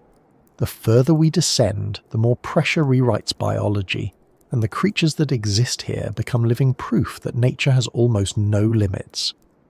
The Kuril Trench is one of those rare places where life doesn't just endure the impossible, it has made the impossible its natural state. Every organism here is an experiment that worked. Every movement, every chemical reaction, every fragile body plan represents a solution to a problem we can barely imagine. This is where the world becomes strange enough to seem alien, and yet everything about it is still deeply, unmistakably Earth. When scientists first managed to film the depths of the Kuril Trench, they weren't expecting to find much. They lowered cameras, baited traps, and waited, assuming that only a few hardy scavengers would appear. What came into view was a community of animals that seemed delicate, otherworldly, and yet completely at ease in a world of 1,000 atmospheres of pressure. There were translucent fish, pale amphipods, sea cucumbers gliding like balloons, and long, thread-like worms waving gently in the currents. Nothing rushed, nothing panicked. In the silence and cold, everything moved with measured grace, as though time itself had slowed to match the water. One of the most studied residents of this trench is the Hadal snailfish, the deepest living vertebrate known to science. It was filmed at depths of more than 8,000 meters, swimming in slow arcs above the sediment. To an untrained eye, it looks fragile, like a creature that could dissolve if touched. Its skin is gelatinous and nearly transparent, its fins soft and thin, but inside its biology is a masterpiece of adaptation. Without a gas-filled swim bladder, it doesn't need to fight buoyancy. Its bones contain very little mineral, making them flexible instead of brittle, and its cells are filled with a special molecule called trimethylamine N oxide, or TMO, which stabilizes proteins under extreme pressure. It's the same compound that gives many deep-sea fish their distinctive smell when brought to the surface, though down here it's simply a survival tool. The deeper the fish, the more TMAO it carries. At these depths, that chemistry becomes a shield against collapse. Even its behavior reflects a kind of optimization. The snailfish doesn't hunt in the way surface predators do. It drifts just above the sediment, using sensors along its body to detect movement. When it finds prey, usually amphipods or small worms, it opens its mouth slowly, creating a vacuum that draws the food in. No chase, no struggle, just precision. Each meal might be tiny, but in a place where energy is scarce, it's enough. Its entire design is centered on conserving energy while maximizing stability. The snailfish isn't fighting the deep, it's part of it. The amphipods, by contrast, are restless. These tiny crustaceans dominate the trench floor, thriving in places where few others can survive. They are the recyclers of the abyss, feeding on the constant fall of organic debris. Their bodies are transparent, their organs faintly visible inside. Some species reach astonishing sizes compared to their shallow water relatives, up to 10 centimeters long, an example of what scientists call deep-sea gigantism. The reasons for this are still debated. Some think it's due to colder temperatures and higher oxygen availability. Others suspect it's a side effect of slow metabolism combined with long lifespans. Whatever the cause, it makes the amphipods here look like ghostly giants drifting across a pale desert. They live fast compared to most deep-sea creatures, breeding in cycles that match the sporadic arrival of food. When a large meal appears, a whale carcass, a patch of decaying algae, they swarm in the thousands, stripping it to the bone. When food is scarce, they burrow into sediment, waiting for weeks without eating. Their digestive systems can slow almost to a stop, conserving every calorie. If disturbed, they dart upward, their bodies bending and releasing in quick, efficient bursts. In their movements, you can see both fragility and endurance, a paradox that defines almost everything alive in the deep. Among the amphipods live worms of countless kinds, polychaetes with feathery appendages, nematodes thinner than a hair, and ribbon worms that glide through the mud like living threads. Many of these species have never been named. Their diversity is staggering. In a handful of sediment, scientists can find dozens of species, each specialized to feed on slightly different materials. Some filter particles suspended in the water, others graze on microbial films, still others burrow deep into the mud, drawing in oxygen-poor water and extracting trace nutrients from it. To the naked eye, they might seem insignificant, but collectively, they keep the chemistry of the trench in balance, breaking down organic matter, cycling nitrogen, and making it possible for higher forms of life to exist. Further up the food chain are the predators, if that word even applies to a place where speed and aggression are useless. There are amphipods that feed on smaller amphipods, translucent fish that swallow prey half their size, and even gelatinous predators that drift silently, consuming anything that brushes against their bodies. Some of these hunters rely on bioluminescence to attract victims, while others have evolved long, sensitive appendages that act like radar, detecting movement through the dense water. The deeper one goes, the more these appendages dominate. Tentacles, whiskers, and filaments replacing eyes and teeth as the primary tools of survival. In the Kuril Trench, as in other Hadal zones, evolution seems to favour simplicity over ornamentation. The bodies here lack decoration. The colours are muted or invisible, and the forms are often minimal. Yet within that minimalism lies a kind of elegance. The amphipod's exoskeletons are almost glass-like, refracting what little light the submersible emits. The snailfish's soft outline seems to merge with the water itself. Even the worms that twist through the mud leave delicate trails that look like calligraphy written in silt. It's as though the absence of light has stripped life of everything unnecessary, revealing only what works. But not all life here is quiet. Some organisms have turned the constant pressure to their advantage. Certain species of deep-sea holothurians, sea cucumbers, have evolved the ability to inflate and float using water rather than gas. They pump water into internal cavities, adjusting their buoyancy so precisely that they can hover motionless above the seafloor for hours. When threatened, they release sticky filaments to entangle predators, or simply deflate and sink back into the sediment. Others have translucent sails or fins that catch the faint currents, allowing them to drift vast distances without effort. Watching them on camera is like watching a slow ballet of soft shapes, rising and falling with invisible rhythm. Some of the most bizarre creatures in the deep belong to the gelatinous families, ctenophores, jellyfish, and siphonophores that can reach lengths of several meters. Unlike their shallow water relatives, these deep-dwelling versions often lack bright colors or visible light. Instead, they rely on transparency to disappear completely. A few still produce faint glows when disturbed, flashes of blue-green light that ripple through their bodies like electrical pulses. These displays may serve as warnings or mating signals, but they also create a haunting beauty in a place where beauty seems impossible. Microbes, though invisible to the camera, are the true majority here. Their populations number in the trillions within a single cubic meter of sediment. Many feed on chemical reactions involving sulfur, methane, or even hydrogen. Some live inside the bodies of larger animals, forming symbiotic relationships that allow both to survive. Others live in the rocks themselves, in tiny pores and fractures where they are protected from predators and currents. Their metabolism is so slow that entire generations may pass in the time it takes a tree to grow. Yet their collective activity maintains the chemical balance of the trench, transforming minerals and gases in ways that ripple upward through the food web. It's strange to think that in a world so devoid of light, cooperation might be more common than competition.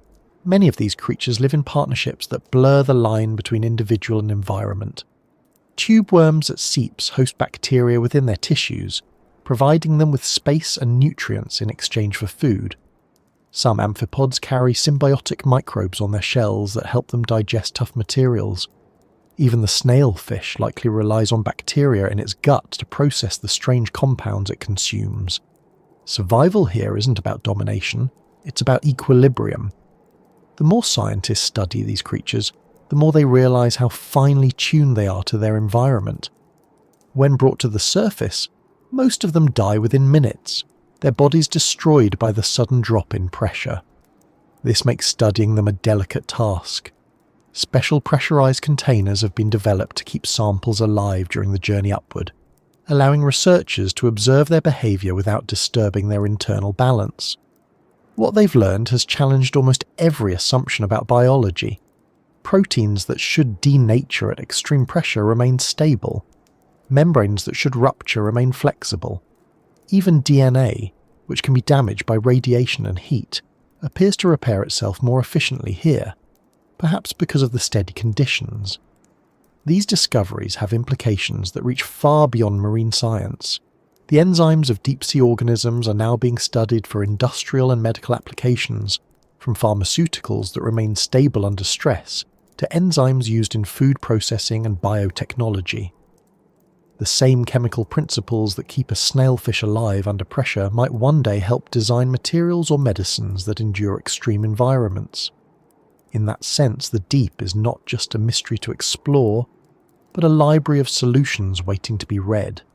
The behaviour of these creatures also holds lessons about resilience. Life here is slow, cautious, deliberate. Nothing is wasted. Each species has found a way to live within limits so strict they would seem unlivable anywhere else. Yet instead of shrinking, they've diversified. The trench is not a desert, but a mosaic of microhabitats, ridges, slopes, plains and seeps, each supporting its own community. Some species prefer the softer sediments of the floor, others cling to rocky outcrops along the walls. Some feed near seeps where chemical energy flows, others drift through the mid-water zone, feeding on whatever falls. The more we look, the more variation we find. Even in the deepest shadows, evolution never stops experimenting. It's tempting to describe these creatures as alien, but that word only shows how narrow our frame of reference is. They are as earthly as any sparrow or oak tree. The difference is that they've adapted to a set of physical laws most of us will never experience directly. To them, 1,000 atmospheres of pressure isn't a barrier, it's the normal state of existence. The lesson isn't that they are strange, but that our idea of normal is small. The crushing deep reveals not how different life can be, but how broad the concept of life truly is. Occasionally researchers catch glimpses of movement that doesn't match any known species. A long ribbon-like shadow drifting across the camera, a burst of bubbles followed by silence, a faint, slow undulation in the background that disappears before focus can adjust. These moments remind us that even after decades of exploration, most of the trench remains unseen.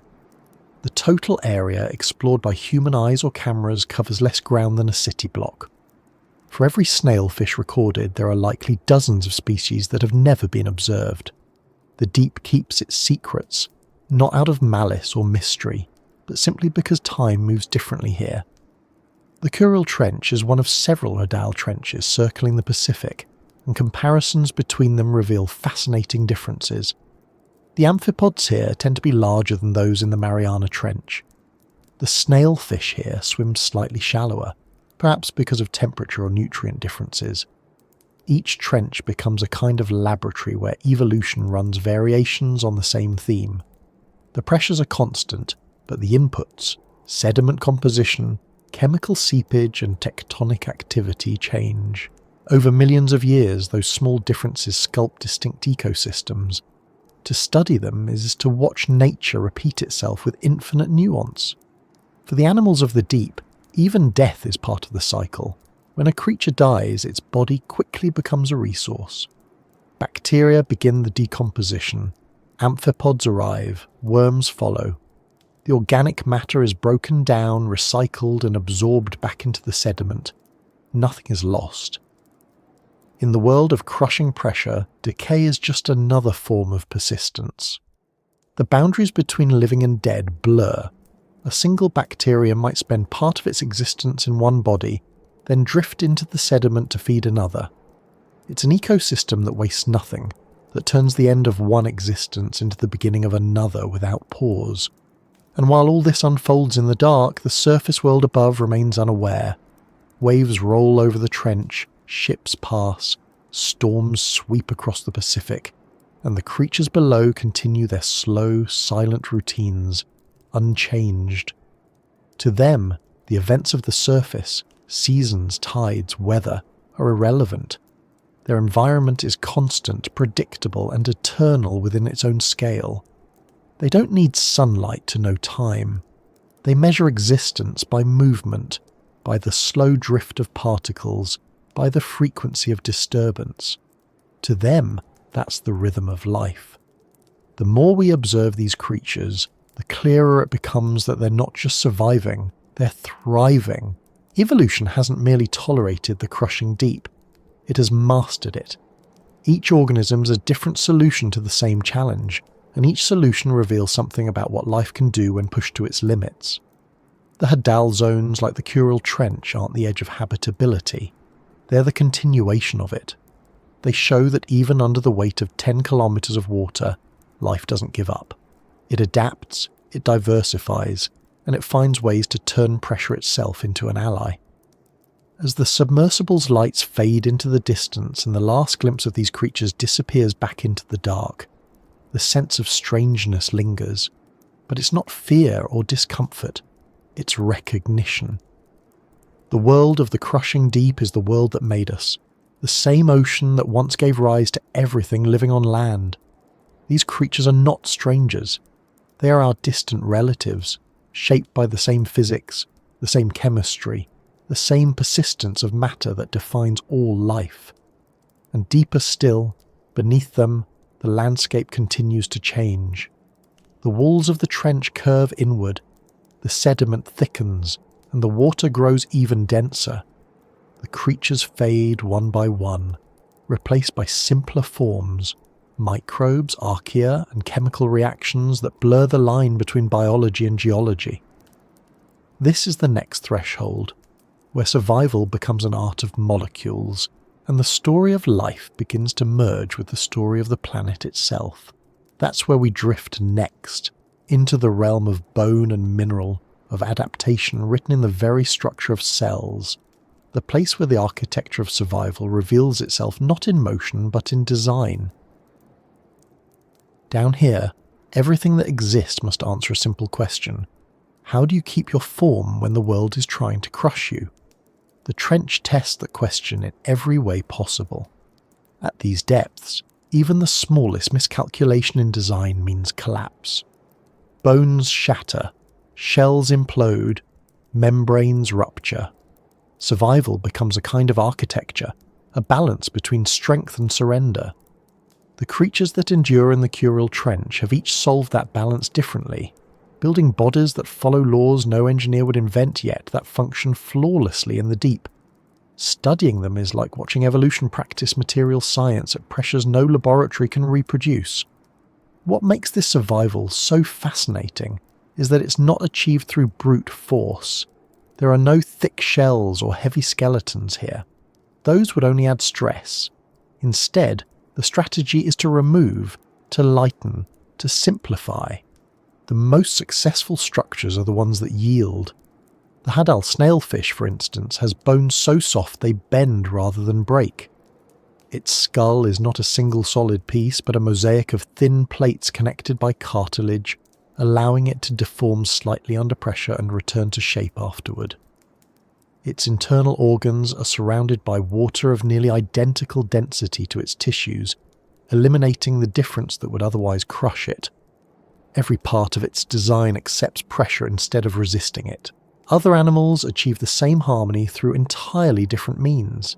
Deep-sea amphipods, for example, build their exoskeletons from chitin, the same material used by shrimp and insects at the surface, but with less mineralization.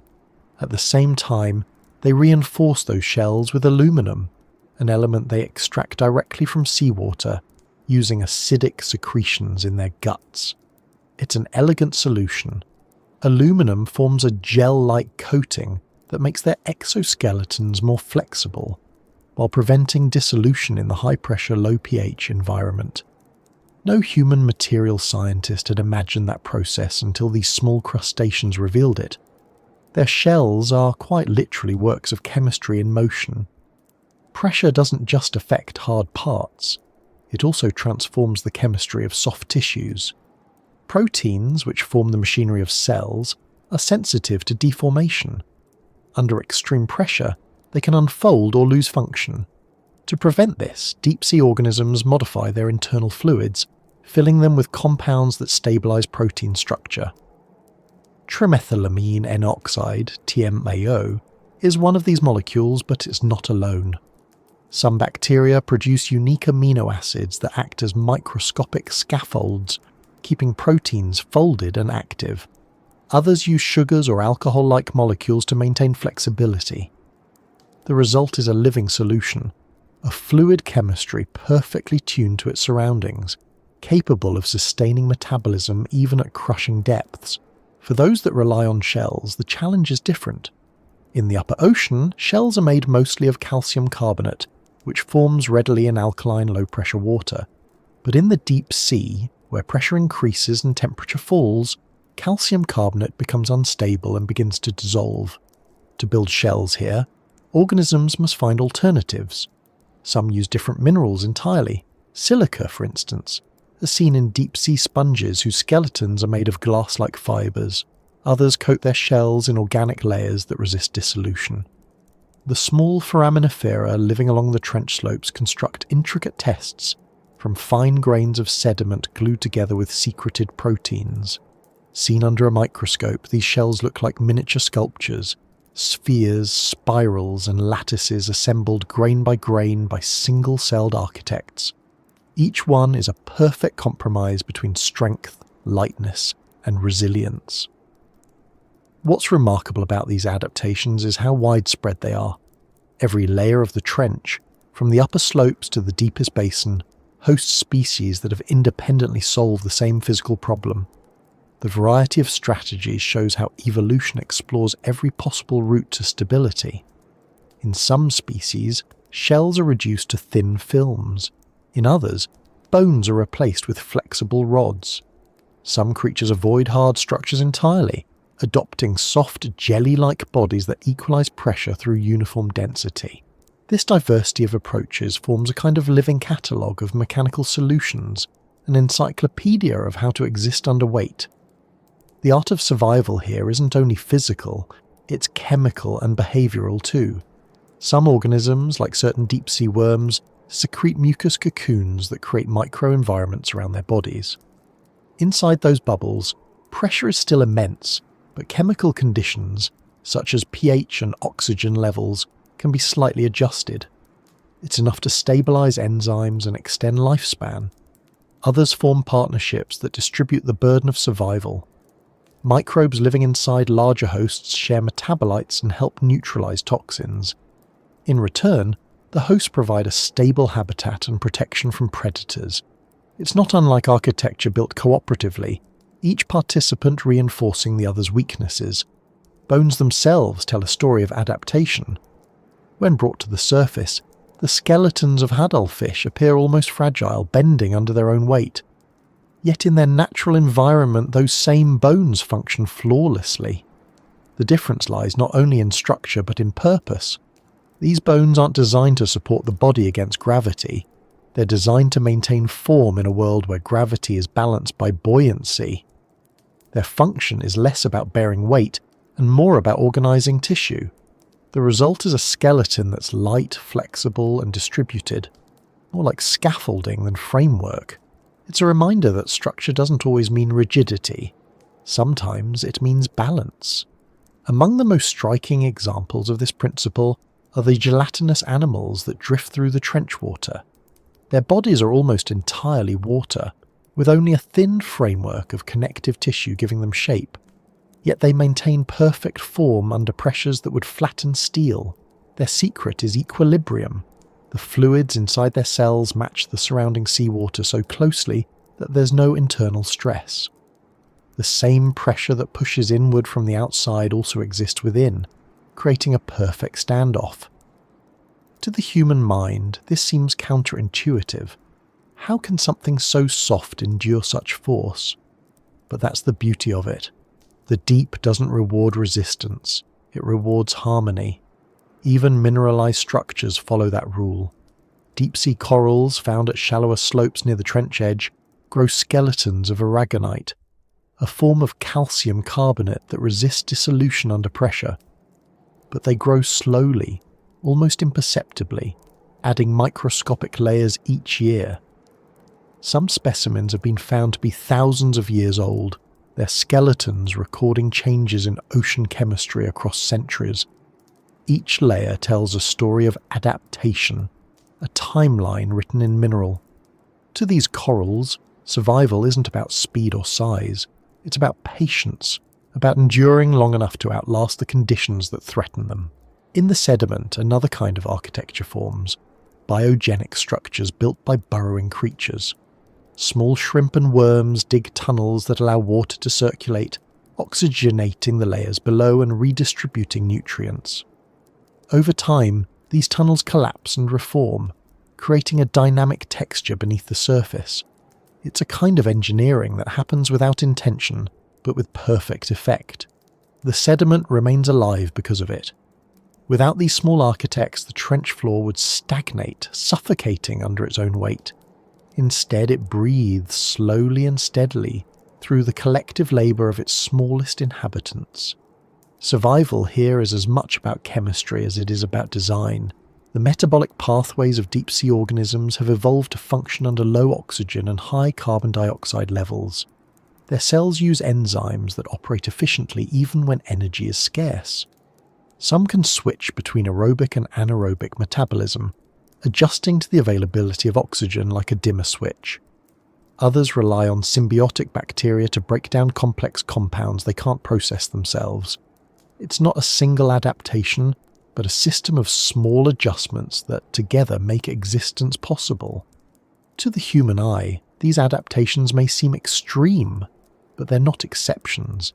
They're the natural outcome of persistence. Life has been testing this environment for billions of years. Every shell, every bone, every membrane represents countless generations of trial and error. Evolution doesn't design with foresight, it improvises, tinkers, and refines. The creatures of the Kuril Trench are the result of that endless refinement, the successful survivors of conditions most living things would find intolerable.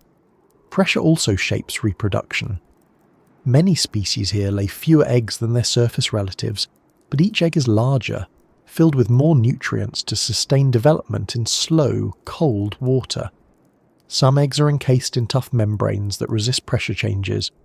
Others develop directly into miniature adults, bypassing the vulnerable larval stages. Brooding is common. Female amphipods carry their young in pouches until they're ready to survive on their own. The same pattern appears in certain deep-sea fish. Reproductive success isn't measured in numbers but in longevity. Each offspring represents an enormous investment of time and energy, and survival depends on precision rather than abundance.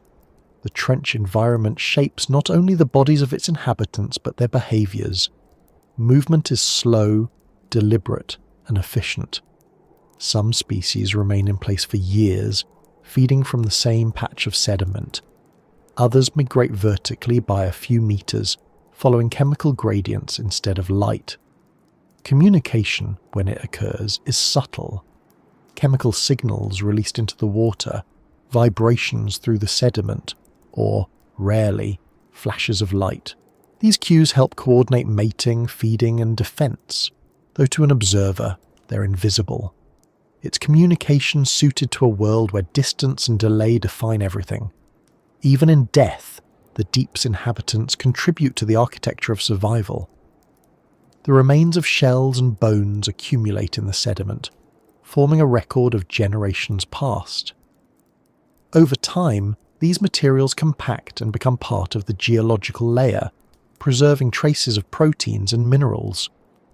Some of these deposits can last for millions of years, eventually being subducted into the Earth's mantle along with the descending plate.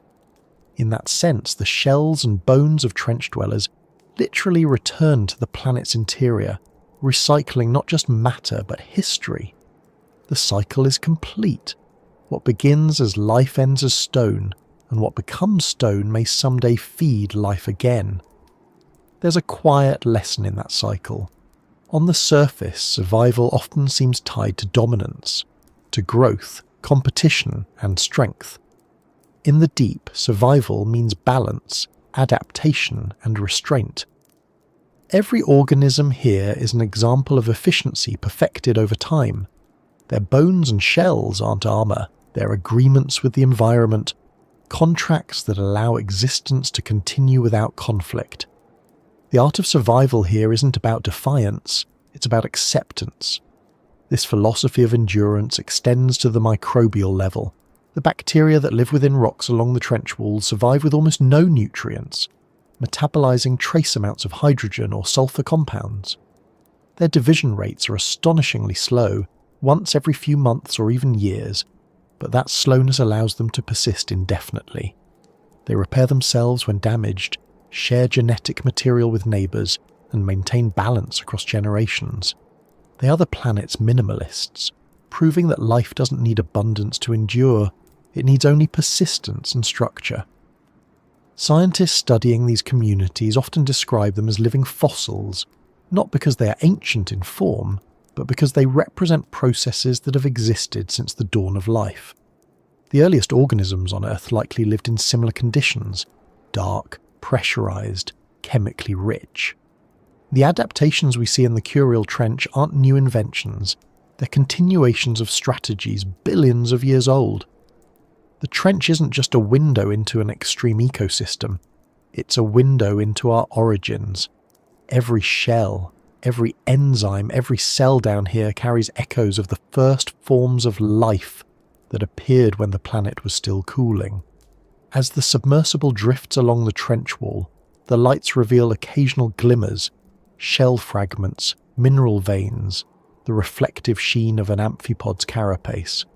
Each shimmer is a reminder that even in the darkest depths structure endures. The bones and shells scattered across the seafloor are not signs of loss, but of continuity. They mark the boundaries between past and present, between life that was and life that is. They show how survival, over time, becomes inheritance. And deeper still, beyond even these layers of fragile design, lies a region where the architecture of life begins to merge with the architecture of the planet itself. A zone where rock and biology intertwine, where the language of survival becomes indistinguishable from the language of chemistry. That is where the story continues, where existence in the abyss reveals its next form, not just life surviving, but life communicating in silence, through vibration, energy, and movement. In the deep ocean, sound replaces light as the dominant sense. Vision fades, colour disappears, and movement slows until the only reliable way to perceive the world is through vibration. The Kuril Trench, silent to human ears, is alive with pressure waves and resonances that form a language older than speech. Every tremor, every current, every shift of sediment produces sound. It's faint, low, and constant, a background pulse that never ceases. For the creatures that live here, those vibrations are everything. The texture of space, the memory of distance, the signal that something else is near. Sound travels differently under pressure. In air it fades quickly, losing energy as it passes through molecules far apart from each other. In the deep ocean, where molecules are dense and compressed, sound moves faster and farther. A single pulse can travel hundreds of kilometres, bouncing off the trench walls like an echo inside a cathedral. The water conducts it perfectly, wrapping it around curves, guiding it along slopes, and blending it into a continuous hum. To us, that hum is almost silent. To the animals that depend on it, it's the fabric of their world. Hydrophones placed along the Kuril Trench have recorded a soundscape that's more complex than the quiet surface suggests. There's the constant murmur of microseisms, tiny vibrations caused by distant waves crashing against continents. There are the crackles of bubbles rising and collapsing, the faint grind of sediment shifting down slopes, and the low-frequency groan of tectonic motion. Mixed in are biological sounds, the clicks and snaps of crustaceans, the soft pulses of deep-sea fish, and occasional bursts of noise that remain unidentified. Some of these sounds follow patterns, repeating in rhythms that suggest communication. Others are random, accidental, the byproducts of movement and feeding. Together they create an invisible symphony that never stops playing. Communication here doesn't follow our concept of language. It's not symbolic or structured, it's contextual, each sound a signal embedded in its environment. For example, a sudden vibration in the sediment might warn nearby animals that a predator is approaching. A rhythmic pulse could signal territory or mating readiness. The meaning is in the pattern, not in the sound itself. Even chemical signals and electrical fields become part of this exchange. In a place where energy is precious, information is never wasted. Every sound has purpose, even if we don't understand it. Many deep-sea species have evolved organs specifically for detecting these subtle vibrations. Fish in the Hadal zone often possess extended lateral line systems, rows of fluid-filled canals along their bodies lined with sensory hair cells. When water moves, those hairs bend, triggering nerve impulses that translate motion into perception. It's a kind of touch at a distance. Through it, they can sense the movement of prey, the flow of currents, or the presence of other fish even in total darkness. Some species can detect vibrations as faint as a few nanometers, smaller than the width of a bacterium. Their entire awareness is built from motion. Other species go further, producing sounds intentionally. Deep-sea grenadiers, for instance, are known to emit low-frequency drumming noises by vibrating their swim bladders or specialized muscles. These sounds are thought to serve as mating calls or social signals. Certain crustaceans create snapping or tapping noises by striking parts of their exoskeleton together. In the shallower ocean, these snaps can form dense choruses, audible for kilometers. In the trench, they occur more sporadically, isolated but distinct. Each snap, each pulse, is a statement, an announcement of presence in a world where sight and colour no longer exist. The trench itself amplifies and shapes these sounds. Its walls act like a natural resonator, focusing vibrations and guiding them along the curve of the seafloor. When earthquakes occur, the energy reverberates for hours, creating infrasonic waves that travel through the water column. Some animals appear to respond to these events, changing their behaviour days before a quake. It's possible they sense micro-vibrations that precede major movements, or chemical cues released by shifting rock. Whatever the mechanism, they're attuned to the Earth's voice in ways we can barely imagine. For humans, listening to the deep requires technology. Arrays of hydrophones record frequencies far below the range of human hearing, later sped up and translated into audible sounds. What we hear when we play them back is haunting. Low hums, groans, and rhythmic thuds like a slow heartbeat. Sometimes in those recordings, patterns emerge that don't fit geological or known biological sources. Slow, repeating tones, pulses that rise and fall. Scientists are cautious about labeling them, but they stand as reminders that communication in the abyss may operate on levels we don't yet recognize. Chemical signaling is another form of language below. Many deep-sea organisms release molecules that drift through the water, carrying information about species, sex, reproductive state, or territory. These molecules are detected by chemoreceptors, sensory cells far more sensitive than anything humans possess.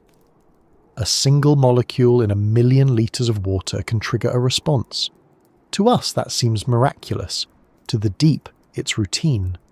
Smell, in this sense, is as important as sound. It's a slow form of communication, spreading through currents, lingering for hours or days. When a snailfish releases a trace of pheromone, it's not calling to a nearby mate. It's sending a message across invisible distance, one that the current will deliver in time. Electrical fields also play a role.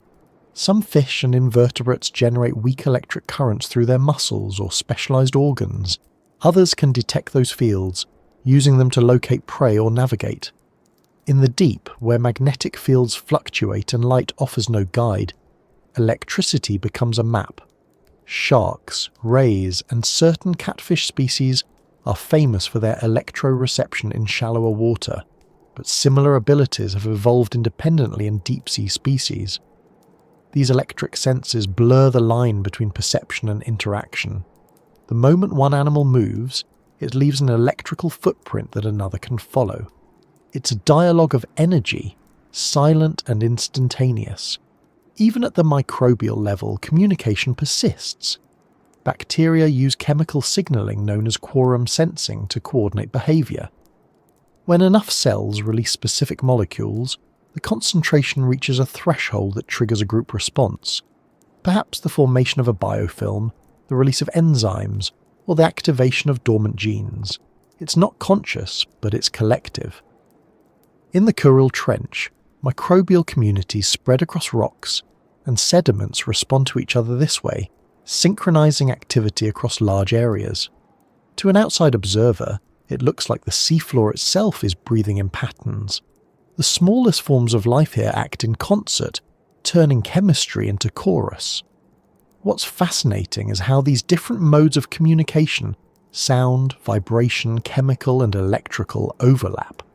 They create a multi-layered network of signals that binds the ecosystem together. A disturbance in one part of the trench sends ripples that others can detect. The fall of a carcass, the rumble of a quake, even the slow drift of a current, each becomes part of the collective awareness. In a way, the trench is a single, continuous organism with its inhabitants acting as its sensory cells. The echoes in the dark aren't just noise, they're feedback, a way for the system to sense itself. Human attempts to map this acoustic world have only scratched the surface. Deep-sea hydroacoustic monitoring began as a military tool, designed to track submarines during the Cold War. When the data was later analysed by scientists, it revealed an ocean alive with sound. Whales calling across entire basins, ice cracking in the poles, volcanoes erupting beneath the waves, and mysterious low-frequency signals with no clear source. Some of those signals originated near the Kuril Trench, their patterns repeating seasonally, perhaps linked to migrations or geological activity. The more we listen, the more complex the ocean's voice becomes. Listening also teaches humility. The sounds we make, ship engines, sonar pulses, drilling operations, travel vast distances underwater. They enter this quiet realm uninvited, masking natural signals and disrupting communication. Studies have shown that certain deep-sea species become disoriented or alter their behaviour in response to human noise even at low intensities. In the trench, where every vibration matters, such interference is profound. The echoes in the dark are delicate, and we've already begun to reshape them without realising it. Yet even amid that disruption, the deep adapts. Species shift their frequencies, adjusting to avoid interference, much like birds change their calls in noisy cities. Some fish have been observed using higher or lower tones than usual when exposed to artificial sound. Life finds new bandwidths, new rhythms, new ways to speak. The language of the abyss is flexible, capable of evolving in real time. That adaptability may be its oldest strength. When you consider how dependent these creatures are on sound, it becomes clear that silence here doesn't mean absence, it's context. The pauses between vibrations, the moments of stillness, carry as much information as the sounds themselves. In those gaps, animals sense changes in pressure, temperature, and current. They feel the ocean's breath. Communication here isn't a series of messages, it's continuous awareness. To exist in the trench is to listen always, to be attuned to the faintest shift in the water's body. For researchers, that awareness is something to strive toward. To study the deep, one must learn to interpret indirect signals, to read vibrations and chemical traces instead of sights and sounds.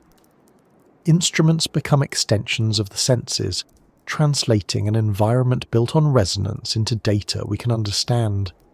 Each measurement, each recording, is a small attempt to bridge the gap between two forms of perception. We're trying to listen to a world that never needed us to hear it. Sometimes, when data is played back, patterns emerge that feel almost intentional. Pulses recurring every few seconds, growing faster and then fading. Long, drawn-out tones that modulate in frequency. Clusters of clicks forming complex structures. Scientists classify them carefully, some as known animal sounds, others as unidentified biological. But there's a quiet wonder in imagining what they might represent. Mating calls, navigation signals, group coordination. The truth is that even now, most of what communicates in the abyss remains unknown. The ocean is speaking constantly. We've only begun to decipher the first syllables. There's an elegance to this form of life, a collective existence defined by sensitivity rather than dominance. The trench isn't a place of isolation, but of connection, built on signals too subtle for us to perceive unaided. The creatures here live in a perpetual exchange of motion, energy, and information. They don't need eyes or voices because they are already immersed in the medium of communication itself. Every ripple is a sentence, every tremor a response. The language of the deep doesn't travel through air, it travels through being. And perhaps that's the most profound truth hidden beneath the silence. In this darkness, communication isn't separate from survival. To hear is to exist. To sense is to persist. The trench's inhabitants aren't just reacting to their world, they're participating in its constant conversation. It's a form of life where awareness and existence are the same thing, woven together by sound and motion. As the instruments fall quiet and the submersible drifts further down, the sounds thin out again, replaced by a lower, slower rhythm. The earth itself moving, grinding, sighing beneath the weight of the sea. The echoes in the dark fade, merging into that steady pulse. Below this level, communication shifts once more. The world becomes less about sensing others and more about sensing the planet. Life continues, but its language changes, becoming chemical again, mechanical, almost geological. That's where the descent leads next, to the hungry machine at the bottom, where the last fragments of sunlight-born life are broken down and repurposed, where the echoes of existence become sustenance, and where the deep turns the fallen into fuel for what follows. At these depths, nothing truly dies. Everything that falls is taken, stripped, dissolved, and reassembled into new forms of life. The deep ocean doesn't waste, it consumes and transforms with perfect precision. The Kuril Trench, more than almost any other place on Earth, operates like a slow mechanical heart, recycling the remains of the surface world into the foundation of the abyss.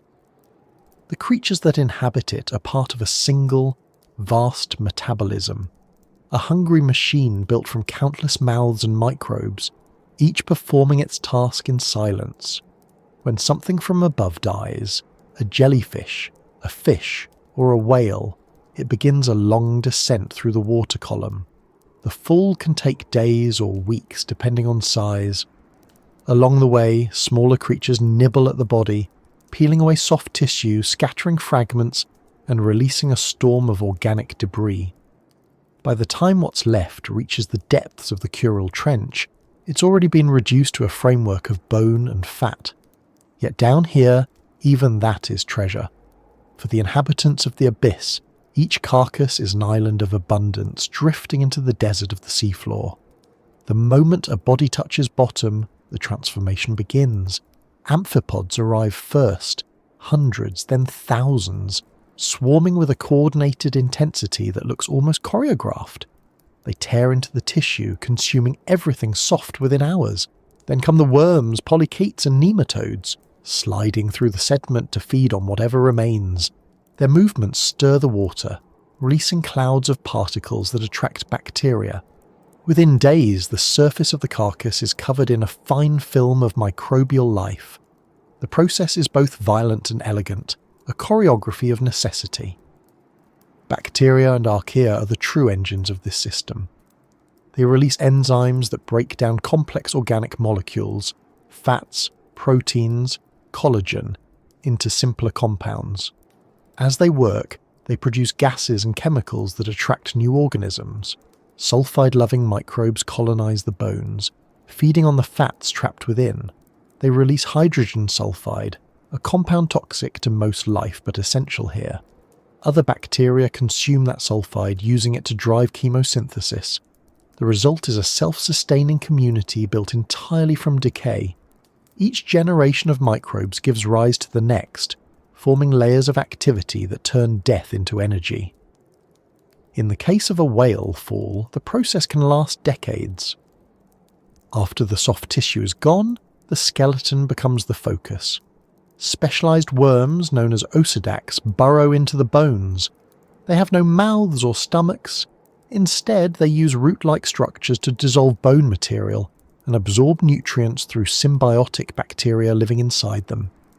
These bacteria convert the fats and collagen into usable energy, feeding both themselves and their hosts. The worms reproduce quickly, sending larvae into the water to search for new carcasses. Many never find one.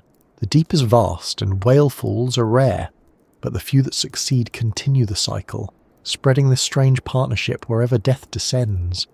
Smaller carcasses follow a similar pattern on a different scale. When a squid or large fish falls, amphipods dominate the early stages. Their feeding breaks the body apart, allowing bacteria to penetrate deeper. Some amphipods carry bacterial colonies on their shells, effectively transporting decomposers from one meal to another. As the remains shrink, the ecosystem shifts. Microbial mats form around the bones, then disperse once the nutrients are exhausted. The process leaves behind only a faint stain on the sediment, a chemical signature that persists for months before disappearing. This recycling system extends far beyond visible remains. Even the constant drizzle of marine snow, the steady fall of tiny organic particles, feeds the deep. Each particle is a fragment of life from above, bits of plankton, fecal pellets, fragments of shells, or aggregates of mucus and dust. As they sink, they are colonized by bacteria, which consume part of their carbon content and release the rest as dissolved compounds. By the time they reach the trench, they've become nutrient-rich microhabitats, supporting miniature communities of microbes and tiny crustaceans. Collectively, this continuous rain sustains much of the deep-sea ecosystem. The machine is always fed, even when no great carcass falls. What's remarkable is how efficient this system is. In shallower waters, much of the organic matter decomposes before reaching the bottom. In the trench, where temperatures are near freezing and oxygen levels low, decomposition slows. Organic material can persist for years, releasing nutrients gradually. This slow release feeds a constant background of microbial activity. The abyss doesn't rush. Its metabolism is slow, steady, and perfectly tuned to scarcity. Every organism is part of a chain that stretches from the surface to the sediment, from living tissue to dissolved carbon. Some of the most important participants in this system are invisible. Deep-sea bacteria capable of digesting complex compounds, keratin, collagen, even plastics, play a central role in recycling. They transform materials that would otherwise accumulate, breaking them down into simpler molecules that other organisms can use. These microbes are incredibly diverse. Genetic analyses reveal thousands of species, many unique to specific depths or types of sediment. Each one occupies a narrow ecological niche, specializing in a particular substrate or chemical condition. Together, They form a biochemical network that rivals the complexity of any rainforest. Chemical gradients drive this machinery. As organic matter decays, it consumes oxygen, creating zones of anoxia where other reactions take over. Nitrate and sulfate reduction become dominant, producing nitrogen gas, hydrogen sulfide, and methane. These gases in turn feed chemosynthetic microbes. It's a chain reaction that converts the energy of the surface world into chemical potential. The entire trench operates as a massive biogeochemical reactor, processing the remains of life into the raw materials for more life. The role of pressure in this process is subtle, but profound. Under high pressure, chemical reactions proceed differently. Gases dissolve more easily, enzymes behave uniquely, and diffusion slows. Microbial metabolism adapts accordingly. Some deep-sea bacteria rely on pressure-sensitive enzymes that function only under extreme conditions. When brought to the surface, these enzymes denature, and the cells die. To the microbes of the Kuril Trench, the crushing weight above is not a burden, it's a required ingredient for life. The hungry machine cannot function without it. Even inorganic materials are drawn into this cycle.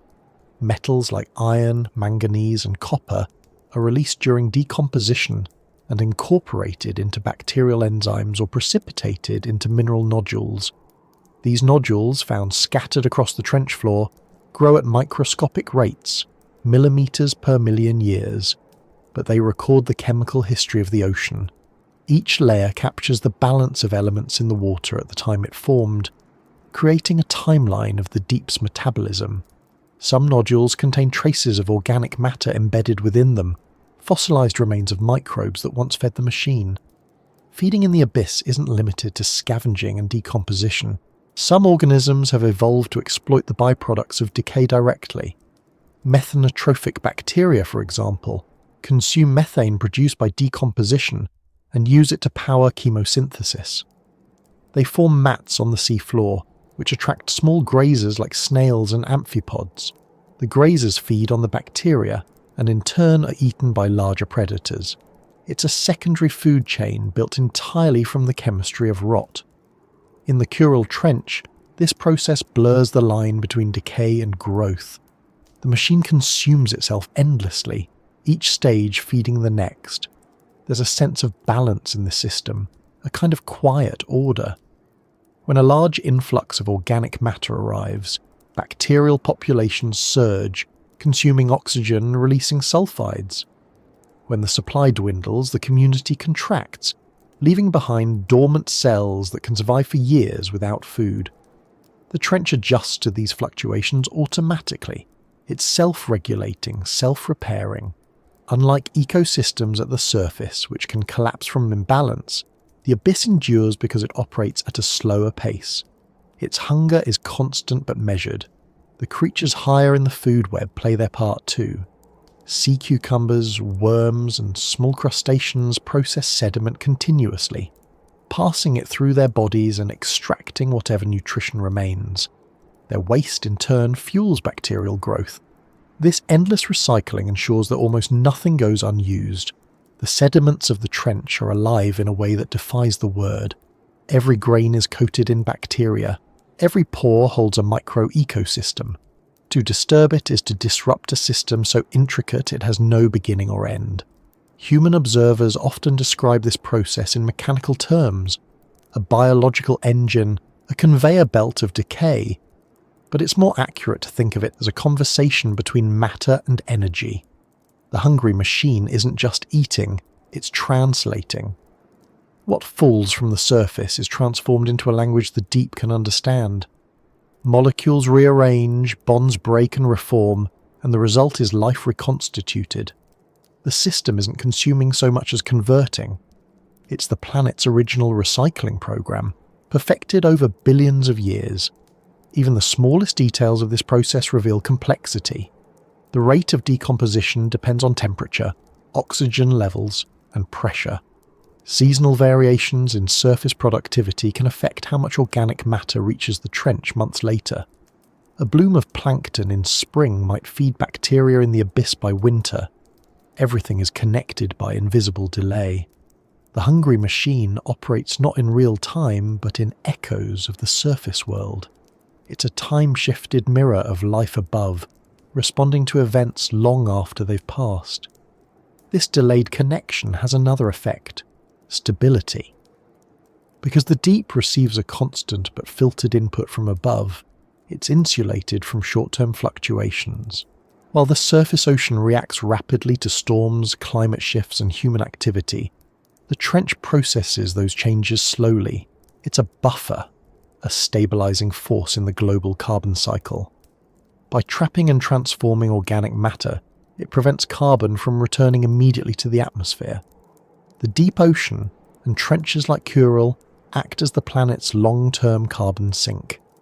In that sense, the hungry machine feeds not just itself but the entire biosphere. The deeper scientists look, the clearer it becomes that the trench's metabolism resembles the inner workings of a living organism. The inflow of organic matter, the transformation through microbial digestion, the release of gases and minerals, all mirror biological processes on a planetary scale. The Kuril Trench is, in effect, part of the Earth's circulatory system. What dies at the surface becomes nourishment for the deep, and what the deep processes becomes foundation for the future. Even continents owe their stability in part to this exchange. The sediments that sink into trenches carry with them the remains of ancient oceans, storing their carbon and nutrients for millions of years. Within this slow, relentless consumption lies a kind of peace. There's no waste, no tragedy and death here, only continuation. The amphipod feeding on decaying flesh, the bacterium oxidizing methane, the worm tunneling through sediment. They're all participants in the same process, each stage leading seamlessly into the next. The hungry machine is not cruel, it's efficient. It doesn't mourn or celebrate, it simply endures. And as this process unfolds over eons, it leaves behind structures, fossilized traces of microbial mats, mineralized bones, the chemical shadows of once living things. These records tell a story not just of feeding, but of balance, of how the deep ocean maintains the planet's long-term rhythm. It's a rhythm too slow for human senses, but it's the pulse that underlies everything. Even the sound of this system can be heard if you know how to listen. Hydrophones have detected faint clicks and crackles from microbial activity, the release of gas bubbles, the shifting of sediment as decomposers work. It's almost imperceptible, but it's there. The sound of the hungry machine at work, steady, constant, eternal. The deeper you understand it, the more it resembles not just a biological process, but a philosophy. Nothing wasted, nothing idle, everything reused. The deep is not a graveyard, it's a workshop, an engine, a recycling plant built entirely from patience and necessity. It turns what the world discards into the foundation for new life, and deeper still, below this realm of feeding and transformation, lies the boundary where biology begins to give way to geology. The chemical gradients sharpen, the sediments compact, and the heat from the earth below begins to rise.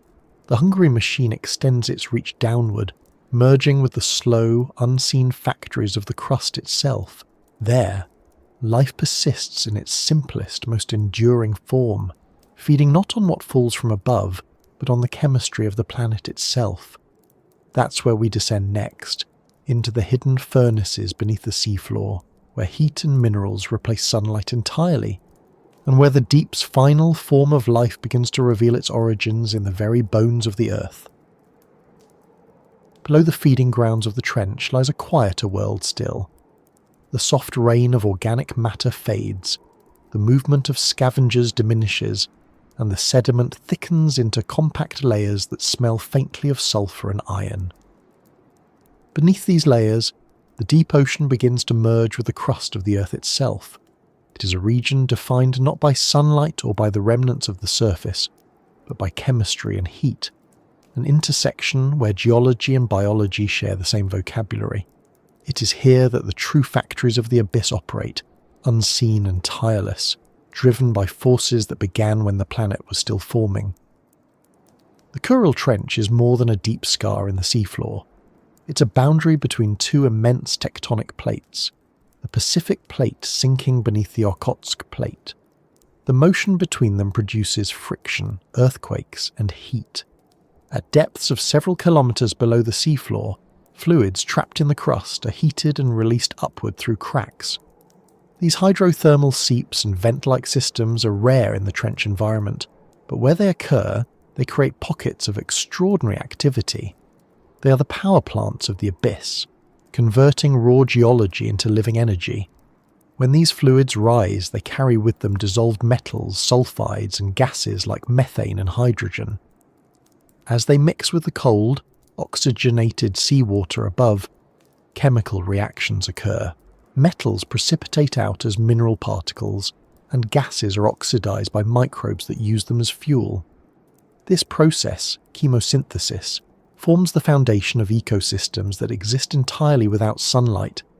Instead of photosynthetic plants or algae, the base of the food chain here consists of bacteria that turn chemical energy into organic matter. They are the factories, the producers, the architects of an invisible economy that powers the deep. At first glance, these microbial mats seem lifeless, just pale films coating rocks or soft, filamentous layers spread across sediment. But under a microscope, they are vast, thriving communities. Individual cells cluster together, forming biofilms that behave almost like multicellular organisms. Within them, different species specialize in different reactions. Some oxidize hydrogen sulfide, others reduce nitrate, others fix carbon dioxide into sugars. The result is a self-sustaining system, each metabolic pathway feeding into the next. Where one microbe produces waste, another consumes it. Every reaction is linked. Every molecule is used. In areas of active seepage, the results can be dramatic. White bacterial mats cover the sediment, shimmering faintly under submersible lights. Small clams and mussels cluster nearby, living symbiotically with chemosynthetic bacteria inside their tissues. These animals no longer feed in the traditional sense.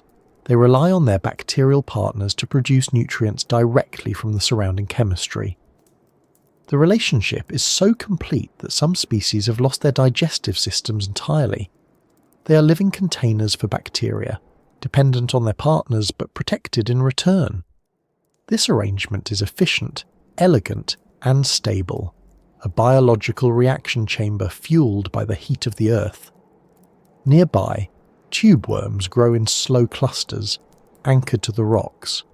They too depend on the internal bacteria.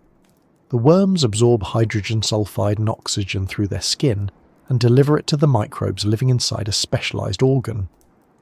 The bacteria use these compounds to produce sugars, which feed the host. The worm, in turn, provides structure and access to the fluids. It's an exchange without waste, a collaboration so refined that neither partner could survive alone. The factories of the abyss operate on trust built over millions of years. The chemistry that drives them is subtle. Hydrogen sulfide reacts with oxygen to produce water and sulfate, releasing energy in the process. Methane oxidizes to carbon dioxide. Hydrogen combines with carbon dioxide to form methane again. These cycles repeat endlessly, like gears turning within the planet. The balance between them defines the trench's chemical landscape. Small variations, changes in temperature, pressure, or mineral content can shift the entire system. Some seeps are dominated by sulfur bacteria, others by methane oxidizers. The ecosystem reorganizes itself accordingly, always finding equilibrium. At greater depths below the seafloor, life becomes even more minimal. Microbes living hundreds of meters beneath the trench sediments survive on trace amounts of chemical energy diffusing upward from the crust. They divide perhaps once a century, metabolizing so slowly that they seem frozen in time. Yet they are alive, capable of repair, adaptation and growth when conditions change. DNA extracted from these sediments shows extraordinary diversity.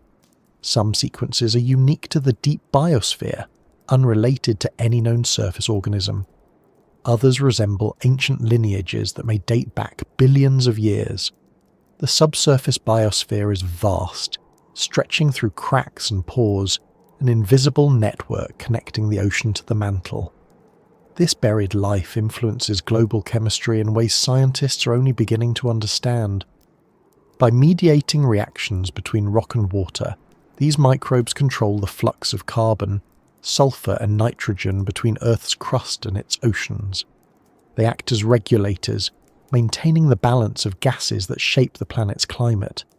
The trench, with its enormous surface area and constant tectonic activity, is one of the key gateways in that exchange. What happens here, far below the surface, ripples outward across the entire biosphere. To grasp the scale of this hidden world, imagine that beneath every square metre of seafloor lies a living membrane of microbial life, extending down for kilometres. Each layer represents a different balance of chemistry. Near the surface, oxygen is still available, supporting aerobic respiration. Deeper down, oxygen disappears, replaced by nitrate, then sulfate, then carbon dioxide as electron acceptors. Each step downward changes the dominant community.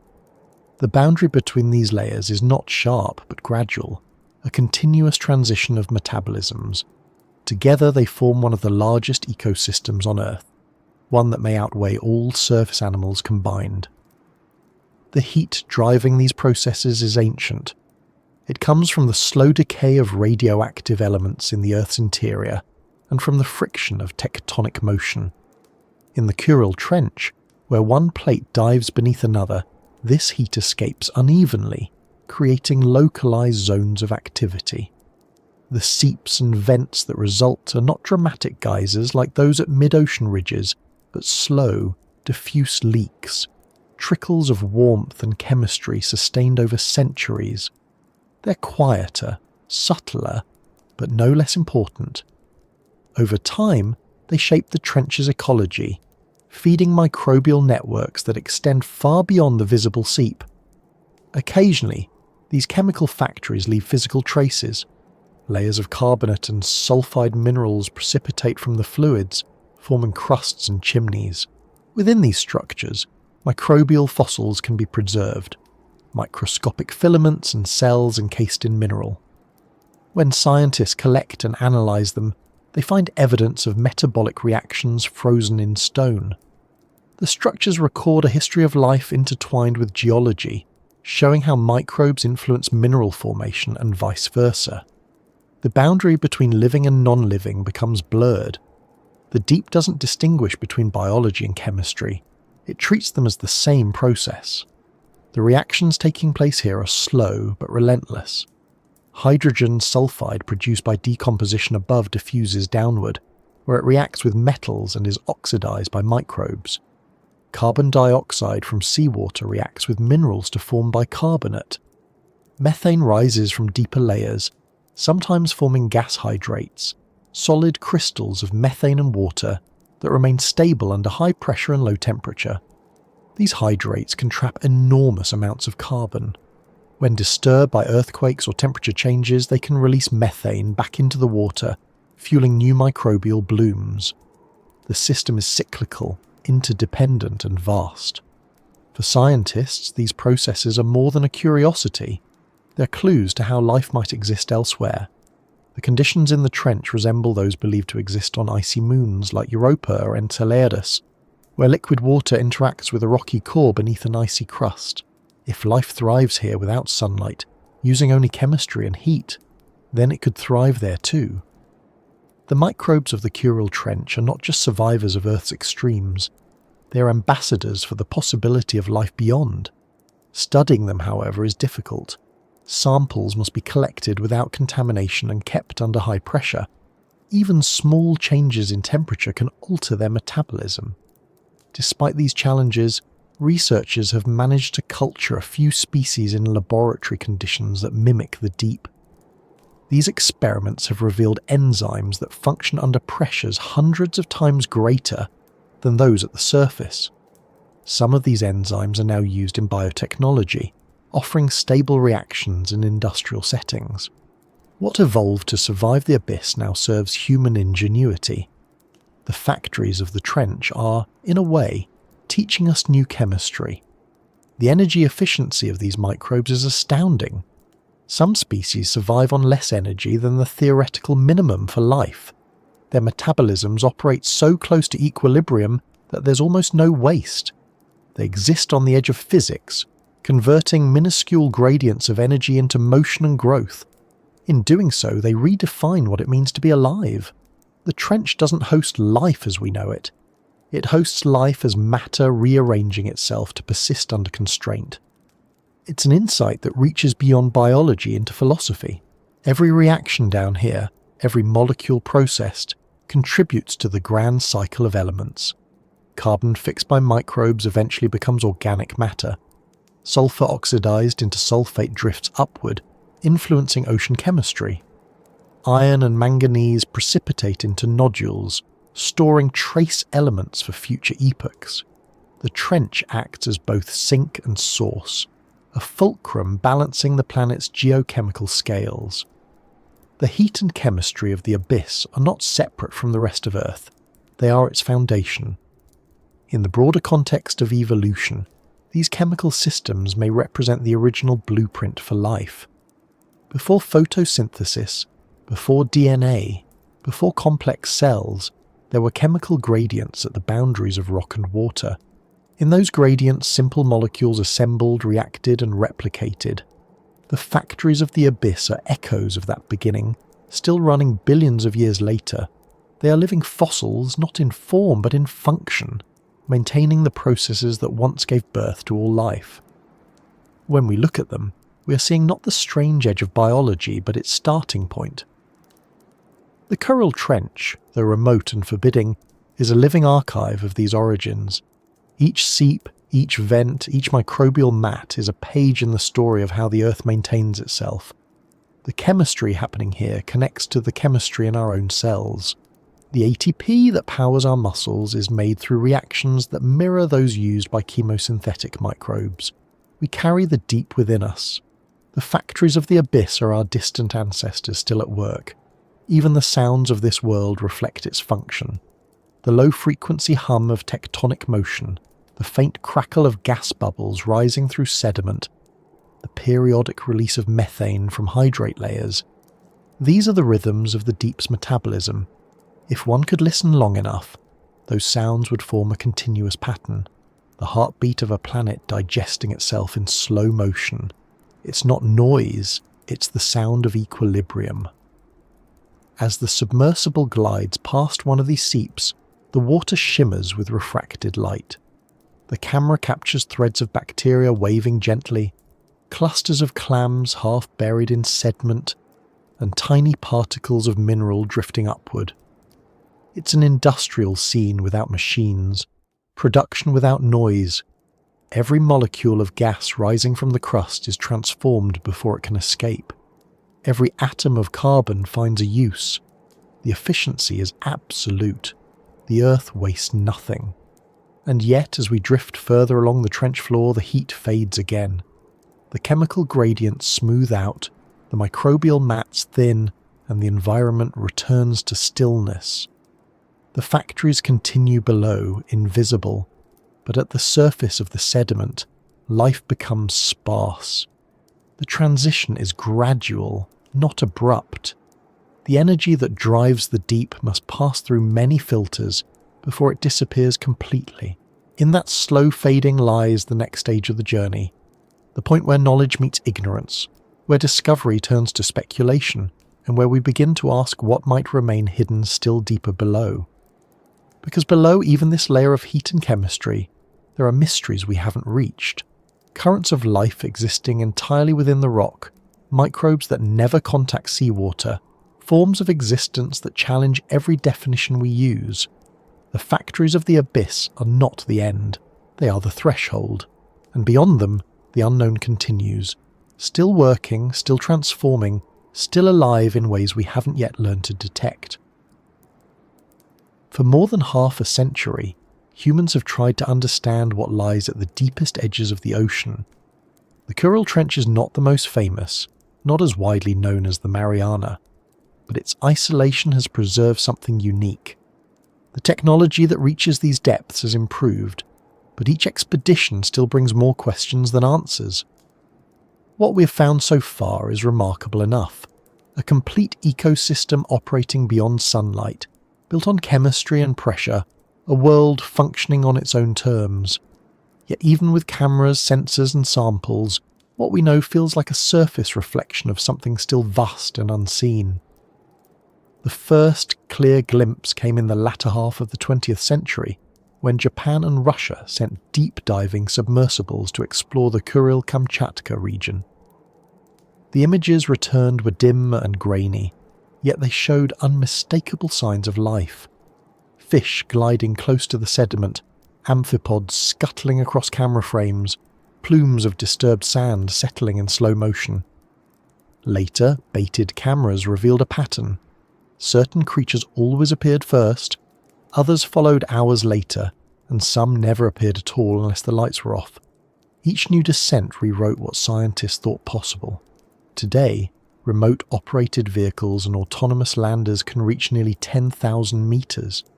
They carry instruments that detect temperature, salinity, dissolved gases, and chemical gradients.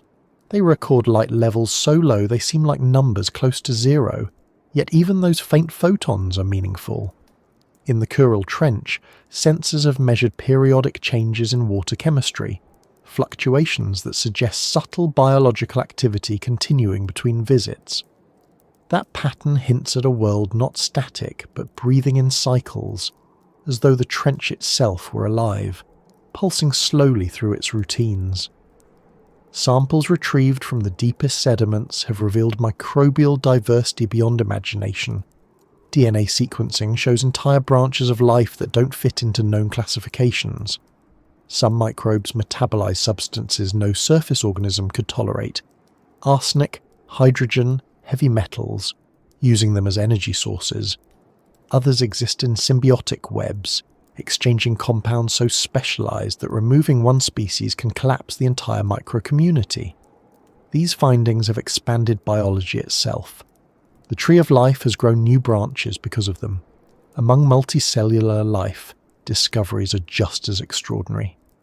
The Hadal snailfish, now emblematic of the trench's resilience, was once thought to represent the absolute limit of vertebrate endurance. But even deeper specimens have been observed, suggesting the limit might lie further still. Amphipods collected from the trench possess unique genetic adaptations for producing pressure-resistant proteins. Their enzymes remain stable at pressures that destroy human-made materials. Some researchers are experimenting with synthetic versions of these molecules for use in medicine and technology, exploring how nature's chemistry can strengthen ours. Each discovery carries implications beyond the immediate. When we understand how an enzyme functions under extreme pressure, we learn something about molecular structure that can apply anywhere, from drug design to industrial engineering. When we observe how an organism maintains cell integrity in freezing, oxygen-poor conditions, we gain insight into how early life might have survived Earth's ancient oceans. The Kuril Trench is not just a destination of exploration, it's a reference library for biology, chemistry and evolution. Still, for every pattern we recognize, there are others that remain hidden. Many camera deployments record movements in the background, shadows too faint or distant to identify. Sometimes the sediment shifts where no visible animal is present. Sometimes the instruments detect vibrations with no known source. The deep doesn't reveal itself completely, and perhaps it never will. What hides there is not necessarily monstrous or alien. It may simply be delicate, adapted to move in ways we can't perceive, existing in chemical niches that our instruments can't yet measure. Part of the challenge is that the trench is a moving system. The tectonic activity that shapes it also constantly reshapes its walls and floor. Landslides can bury entire communities, while new vents can open within days. A camera left for months may return to find the landscape completely altered. The deep is not static, it is dynamic at geological speed. Life here has evolved to adapt to those shifts, but our observations, brief as they are, capture only fragments of that motion. There are also physical limitations. Light cannot travel far through these depths, and artificial lighting can alter behaviour. Sound, while effective for mapping, can disturb sensitive species. Every method of observation risks changing the very thing being studied. The deeper we look, the more we realise how intrusive our presence is. For now, much of what remains hidden stays that way, because it must, because the act of seeing disturbs the balance that allows it to exist. Yet even indirect signs tell stories. Traces of genetic material, environmental DNA, drifting through water samples reveal unseen inhabitants. By analysing those fragments, scientists can identify species that have never been captured or filmed.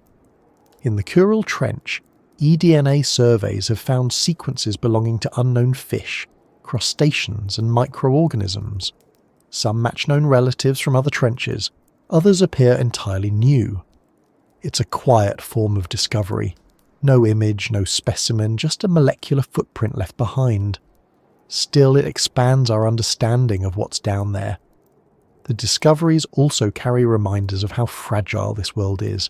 When sediment cores are brought to the surface, they reveal layers of microplastics, chemical pollutants, and radioactive isotopes that trace back to human activity.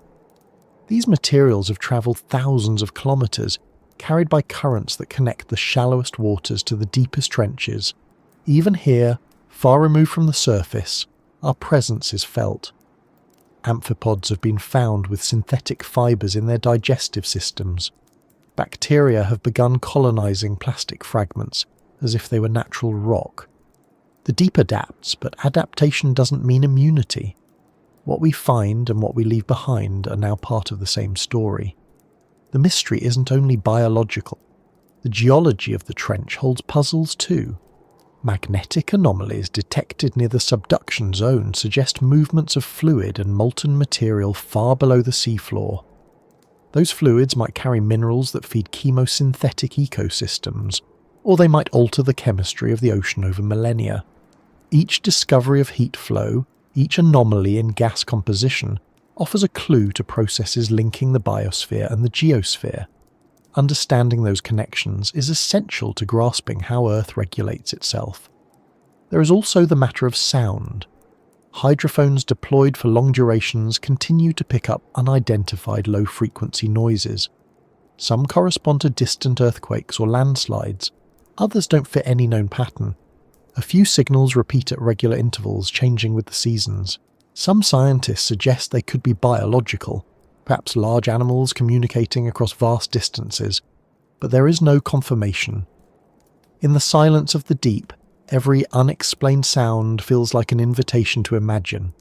The question of what still hides there isn't one of monsters or secrets, it's about scale and perception. The trench spans hundreds of kilometres, its floor fractured and folded into ridges and basins. Each depression, each slope, could host a distinct ecosystem. To explore it fully would take lifetimes. Even our most advanced robots can cover only a small fraction each year. For every square metre we have filmed, millions remain untouched. If there are unknown forms of life, they could exist anywhere within that expanse, perfectly content in their isolation. Some scientists believe entire ecosystems remain undiscovered within the subsea floor, where fluids circulate through pores and fractures. In these spaces, microbes may live completely cut off from the open ocean, sustained only by minerals and heat from below. Their chemistry could differ so completely from surface life that they represent a parallel biosphere. Samples taken from deep boreholes hint at this possibility. Microbial cells found kilometres below the seafloor, surviving in total darkness with almost no energy input. These cells blur the boundary between life and non-life, existing in a state of near-suspended animation, waiting centuries between metabolic reactions. If such forms exist beneath the Kuril Trench, they would be part of the planet's hidden majority. By some estimates, the total biomass of subsurface microbes exceeds all animal life combined. They may influence global chemistry in ways we don't yet detect, slowly altering the composition of the ocean from within. Their presence suggests that the deep isn't just a refuge for life, it's one of its central engines. The trench, then, is not the end of the biosphere, it's its core. Still, for all our progress, the gaps in knowledge are immense. Each new expedition raises as many questions as it answers. How do these communities evolve in isolation? How do species disperse between trenches separated by thousands of kilometers? What controls their population cycles? Even basic measurements, growth rates, reproduction, feeding behavior remain incomplete. Decades of research have given us glimpses, not portraits. And there are the questions that go beyond biology. What does it mean for a planet to host life so deep that it never interacts with sunlight? What does it reveal about the resilience of matter itself, about the way complexity arises from constraint? These are questions without simple answers, but they are the ones that make the Kuril Trench more than a geological feature. It is a philosophy written in rock and pressure, a demonstration that life doesn't occupy the world, it integrates with it. Every new discovery reinforces that idea. The microbes that oxidize methane at seeps regulate global greenhouse gases. The amphipods that recycle carcasses keep the ocean's chemistry balanced. The slow burial of organic matter locks carbon away for eons. Each small, unseen process contributes to planetary stability. The trench may look remote, but it's connected to every breath on land. The deep's metabolism sustains the surface. Even our limitations in studying it teach humility. When researchers recover a sample from 8,000 or 9,000 meters, it takes years to analyze properly. Each cell, each molecule, each trace of isotope becomes part of a vast puzzle. It's not just data, it's evidence that the Earth is still more alive than we know. The hidden world beneath the Kuril Trench challenges every assumption of scale. What counts as life? What counts as energy? What counts as discovery? In that sense, what we've found is less important than what remains beyond reach. The unknown isn't a void, it's the continuation of everything we already see. The deep is not withholding its secrets, it's simply operating at a pace and scale that we're not built to perceive. Our understanding of it expands as slowly as its own metabolism. Each question answered opens 10 more. Yet the persistence of mystery isn't failure, it's what keeps exploration alive. The more we learn about the trench, the clearer it becomes that its greatest contribution is perspective. It shows that life can thrive where physics should prevent it, that ecosystems can exist without light, and that the line between chemistry and biology is thinner than we thought. It reminds us that the planet's story is not written on the surface, but in layers descending into silence. And so, the Kuril Trench remains both a discovery and a frontier. We have found its creatures, its chemistry, its rhythms of decay and renewal. But we have not yet touched its deepest layers, the hidden networks that bind it to the Earth's core.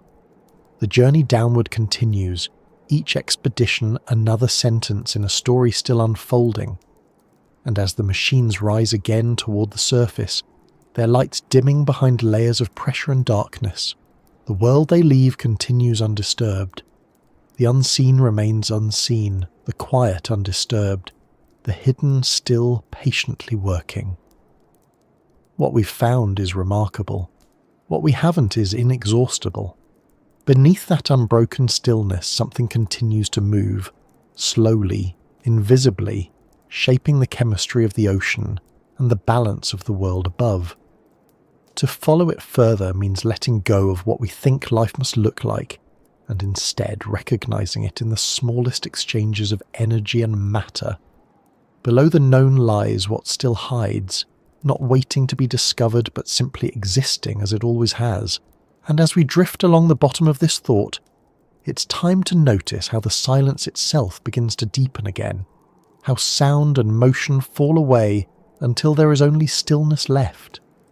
It's not the end of the story, just another descent, into a place where the quiet becomes its own kind of presence, where the deep stops resembling a place and begins to feel like an idea.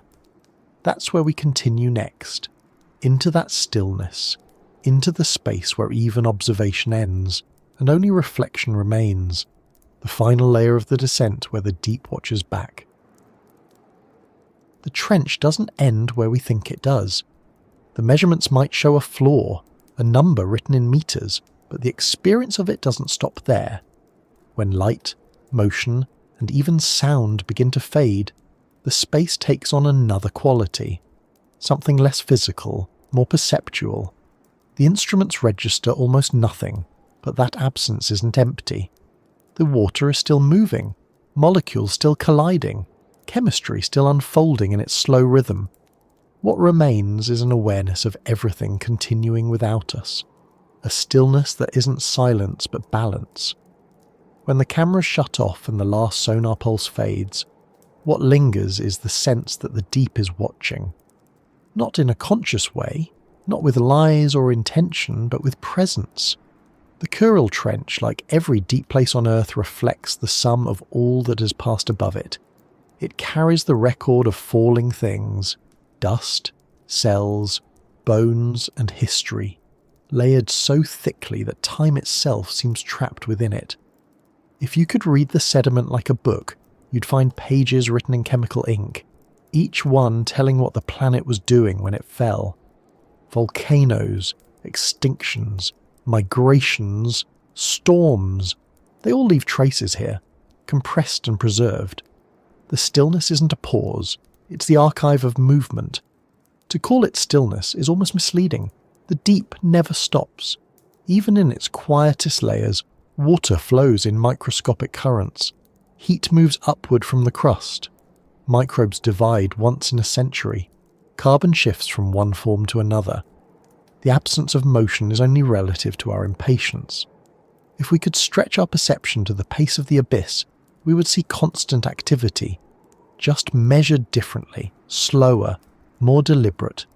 Every chemical bond breaking and reforming, every particle settling, every ripple of energy absorbed by pressure, that's what this stillness contains. It's the motion of things that have learned how not to hurry. The submersible lights reveal nothing now but suspended particles. They drift like dust in a vast room, spiraling and rising and falling again. They are fragments of what was alive once, or perhaps what will be again. The line between the two is impossible to draw. At these depths, the distinction between living and not living dissolves. Minerals precipitate around bacterial cells, and bacterial cells feed on minerals.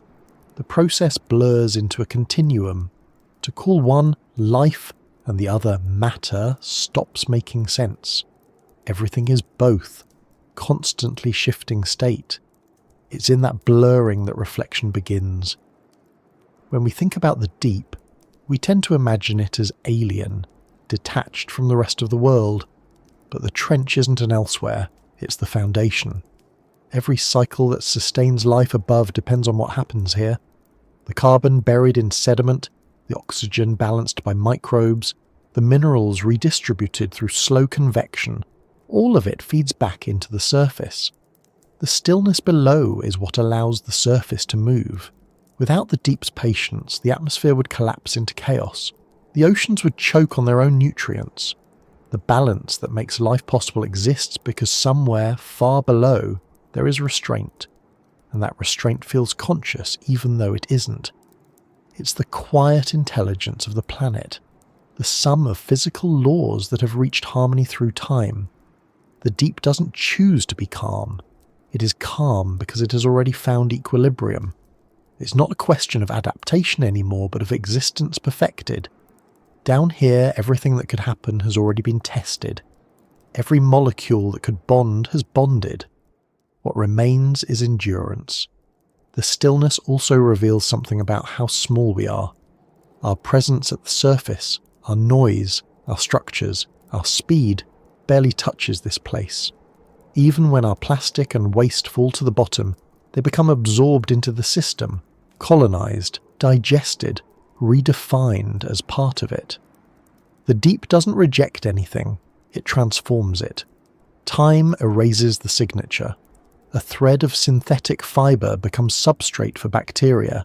A shard of glass becomes mineral. An iron particle from a shipwreck becomes part of a nodule. The trench accepts everything and waits long enough for it to make sense. Scientists often describe this waiting as stability, but it's more than that. It's the absence of urgency, a kind of timelessness that doesn't oppose change but absorbs it. If you could measure time here, it would flow like cold syrup, slow, viscous, yet unstoppable. A microbe's lifetime might span a millennium. A chemical cycle might take 10,000 years. Even tectonic movement, which reshapes continents, feels unhurried when measured against this background. The stillness is not static.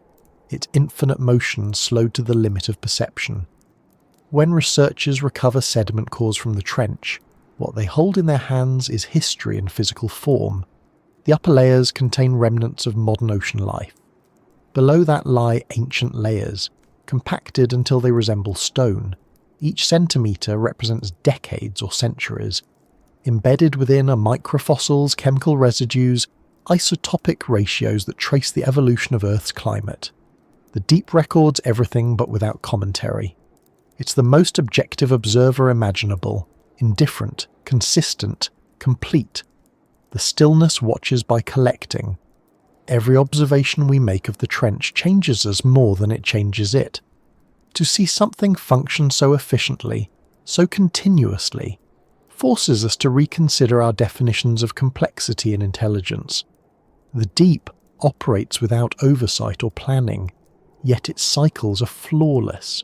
It maintains balance through feedback built into the physics of matter. There's no leader, no centre, no design, and yet it endures. In that endurance lies a kind of wisdom that biology inherited but rarely imitates. The reflection that emerges from this isn't philosophical for its own sake, it's practical. The systems we build on land often fail because they chase stability without patience. The trench achieves stability through slowness, through distributed adaptation, through the absence of hierarchy. If one part collapses, another absorbs the loss. If energy falters, the system waits. The lesson isn't mystical, it's mathematical.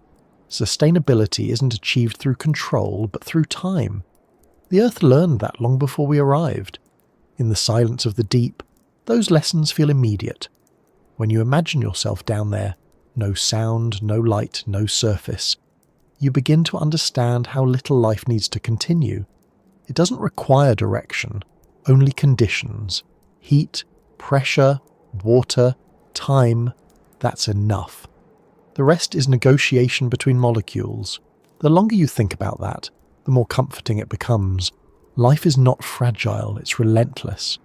Even if everything we built on the surface disappeared, the processes in the trench would continue unchanged. The planet would keep breathing through its deep lungs. The stillness of the trench can also be read as reflection in a literal sense.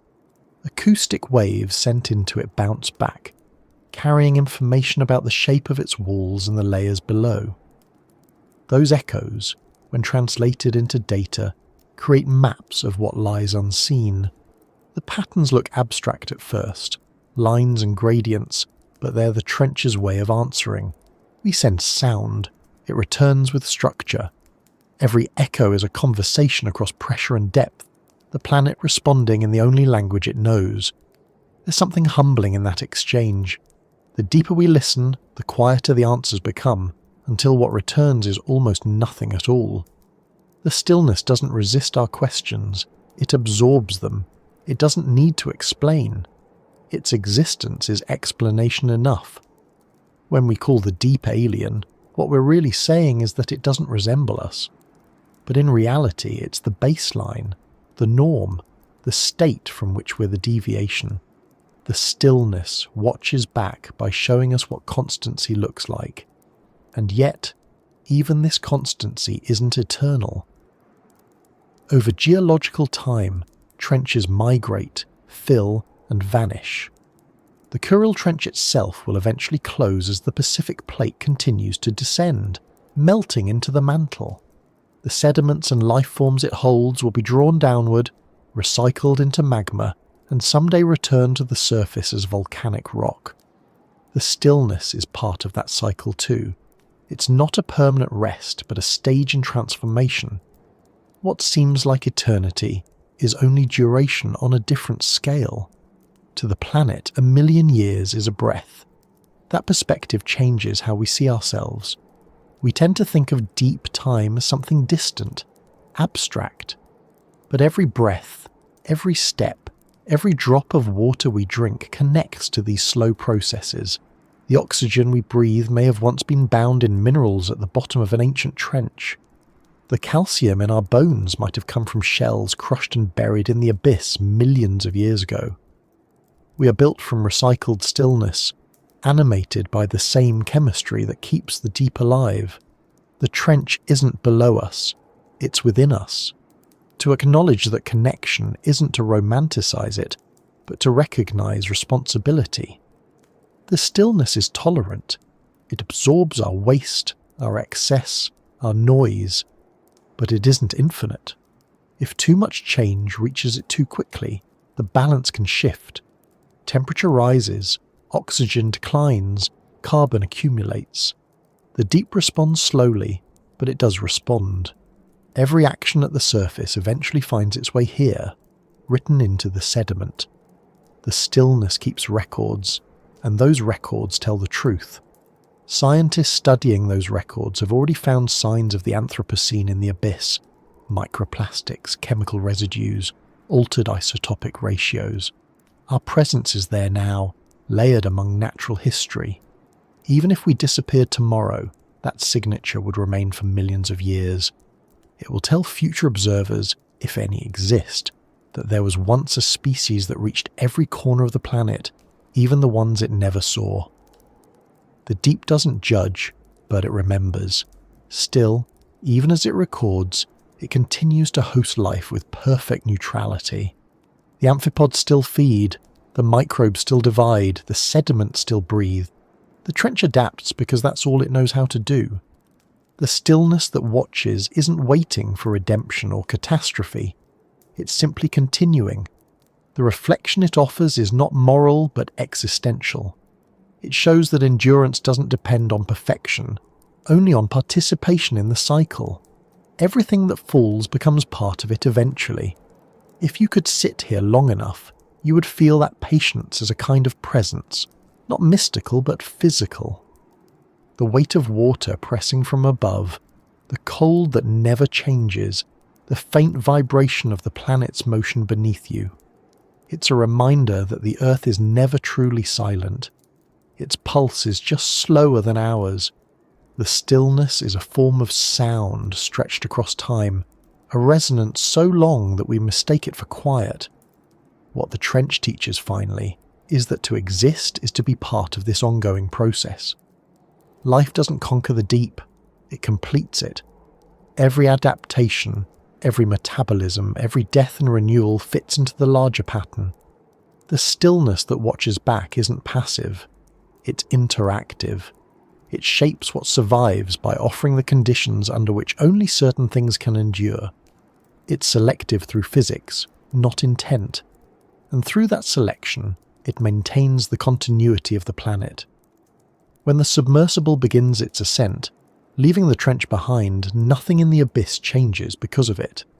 The lights fade, the machinery hums upward, and below the stillness continues exactly as before. The amphipods return to feeding, the bacteria resume their cycles, and the sediment keeps accumulating. The deep doesn't need witnesses to exist. It is self-sufficient, self-explanatory. The act of observing it adds nothing to it but much to us. And so the reflection turns inward. The stillness that watches back is also the stillness within, the part of human thought that slows when confronted with scale too vast to measure. It's the same quiet that exists between heartbeats, between breaths, between thoughts. To sense the deep is to experience that stillness, to realize that what feels alien is actually the planet's most natural state. The abyss isn't a mirror of emptiness, it's a mirror of balance. The Kuril Trench, in all its depth and patience, shows that the universe doesn't require light or sound to be alive. It needs only time and matter arranged in such a way that energy can flow. Everything else, colour, voice, meaning, is temporary. The stillness is what remains when the noise is gone. It isn't the end. It's the background that allows beginnings to happen. And as we surface again into light, carrying data, samples and questions, that realization lingers. The deep continues beneath, unseen but ever present, a constant awareness beneath the restless skin of the world. It doesn't fade or sleep.